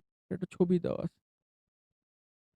এই যে হাইড্রোজেন ইলেকট্রোডটা এরকম থাকে। হাইড্রোজেন ইলেকট্রোডটা এরকম গ্যাস ভর্তি থাকে একটা টিউব, আর এটার মাথায় থাকে হলো গিয়ে একটা প্লাটিনাম ইলেকট্রোড। তো এই মূল রিঅ্যাকশনটা হলো কি হাইড্রোজেন গ্যাসের মধ্যে প্লাটিনাম ইলেকট্রোডটা জাস্ট ছোট্ট একটা মিডিয়াম হিসেবে কাজ করে। এই সেটআপটা আমরা কেন ইউজ করি যে কোনো একটা ইলেকট্রোডের কন্টাক্ট পটেনশিয়াল আপনি মাপবেন এক্সপেরিমেন্ট করার আগে। তখন এই সেটআপটা আমাদের প্রয়োজন হয়। সবচেয়ে ভালো সংবাদ যেটা আমাদের ইঞ্জিনিয়ারদের জন্য এখন যে মেশিনগুলা আছে মডার্ন মেশিনগুলা, যেটাতে আপনি বায়ো পটেনশিয়াল মেজার করেন, ওটাতে আপনার রেফারেন্স ইলেকট্রোডের একটা জায়গাই থাকে। যে রেফারেন্স ইলেকট্রোডটা আপনি একটা সলিউশনের মধ্যে ডুবায় রাখবেন এবং ওই মেশিনের ভিতরেই ও ক্যালকুলেট করে এই কন্টাক্ট পটেনশিয়ালটাকে বাদ দিয়ে দেয়। মানে প্রত্যেকটা ইলেকট্রোড থেকে ও যে রিডিংটা পায় ওই রিডিং এর থেকে অটোমেটিক কন্টাক্ট পটেনশিয়ালটাও বাদ দিয়ে দেয়। মেশিনের ভিতরে এইভাবেই অ্যালগরিদম সেট করে দেওয়া থাকে যে এই রেফারেন্স ইলেকট্রোডের সাপেক্ষে যেই কন্টাক্ট পটেনশিয়ালটা পায়, মেশিনের ভিতরেই কন্টাক্ট পটেনশিয়ালটা বিয়োগ করে দেয়। বিয়োগ করে দিয়ে একদম পিওর সিগন্যালটা ও কম্পিউটারের ভিতরে নেয়। আজকের ক্লাস নিয়ে কি কারো কোনো কোয়েশ্চেন আছে?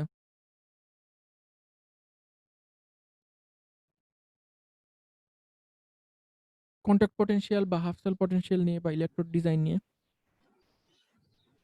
স্যার এটা নিয়ে পড়তে হবে, আর একটু নাহলে পড়েন কোশ্চেন আপনারা, ঠিক বেরোবে। আছে? মানে এই জিনিসটা অনেক ইন্টারেস্টিং। মানে আপনারা যদি ইন্টারেস্ট পান তাহলে অনেক ইন্টারেস্টিং। তো আপনাদের কারো যদি ইচ্ছা থাকে যে ভবিষ্যতে বায়োমেডিক্যাল ইঞ্জিনিয়ার হবেন, এটা কিন্তু মানে সামনের ডিকেড, সামনের 20 বছর বা 30 বছর দেখবেন যে শুধুমাত্র ২ টা টপিকই সবচেয়ে বেশি রিসার্চ হবে। একটা হলো গিয়ে যে বায়োমেডিক্যাল সায়েন্সেস, আরেকটা হলো গিয়ে আর্টিফিশিয়াল ইন্টেলিজেন্স। তো এই ২ টা ট্রেনে উঠাটাই আমাদের জন্য এখন সবচেয়ে মঙ্গলজনক আরকি ইঞ্জিনিয়ারদের জন্য। এই ২ টার যেকোনো একটা ট্রেনে উঠে পড়া।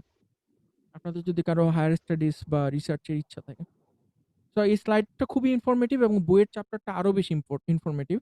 আমি আপনাদেরকে এনকারেজ করব যে আপনারা স্লাইডে আগে না যেয়ে আপনারা জাস্ট গল্পের বইয়ের মতো করে এই ৫ নম্বর চ্যাপ্টারটা পড়া শুরু করেন, ওয়েবস্টারের বইটা। এই ওয়েবস্টারের বইটা জোগাড় করতে আমার অনেক কষ্ট হয়েছে আপনাদের জন্য। সো আপনারা যদি পড়েন আমার কষ্টের কিছুটা আর কি হবে আরকি। সো আপনারা এই ৫ নম্বর চ্যাপ্টারটা জাস্ট গল্পের মতো পড়েন, জাস্ট কন্টাক্ট পটেনশিয়াল পর্যন্ত পড়েন। পোলারাইজেশন, কন্টাক্ট ইম্পিডেন্স এগুলো আমরা নেক্সট ক্লাসে পড়বো। তারপর আমরা বায়োমেডিক্যাল অ্যামপ্লিফায়ার ডিজাইন করা শিখব। ঠিক আছে? তাহলে সবাই কি আপনারা অ্যাটেন্ডেন্স দিছেন এখানে? জি স্যার। জি স্যার, দিয়ে দিছি। আচ্ছা, ঠিক আছে, তাহলে আজকের ক্লাসটা এখানেই শেষ করি। হ্যাঁ, বলেন।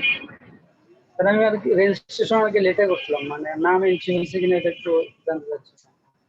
আমি তাহলে নতুন অ্যাটেন্ডেন্স শিটটা নামায় নিব না। নামায় তারপর আপনাকে বলবো। আপনার নামটা কি? স্যার আরাফাত জামান। আরাফাত জামান। জামান। ঠিক আছে, আমি চেক করে জানাবো। ঠিক আছে, তাহলে আজকের ক্লাসটা আমি শেষ করে দিলাম এখানে। ভালো থাকেন আপনারা। ওকে, আসসালামু আলাইকুম স্যার। আসসালামু আলাইকুম।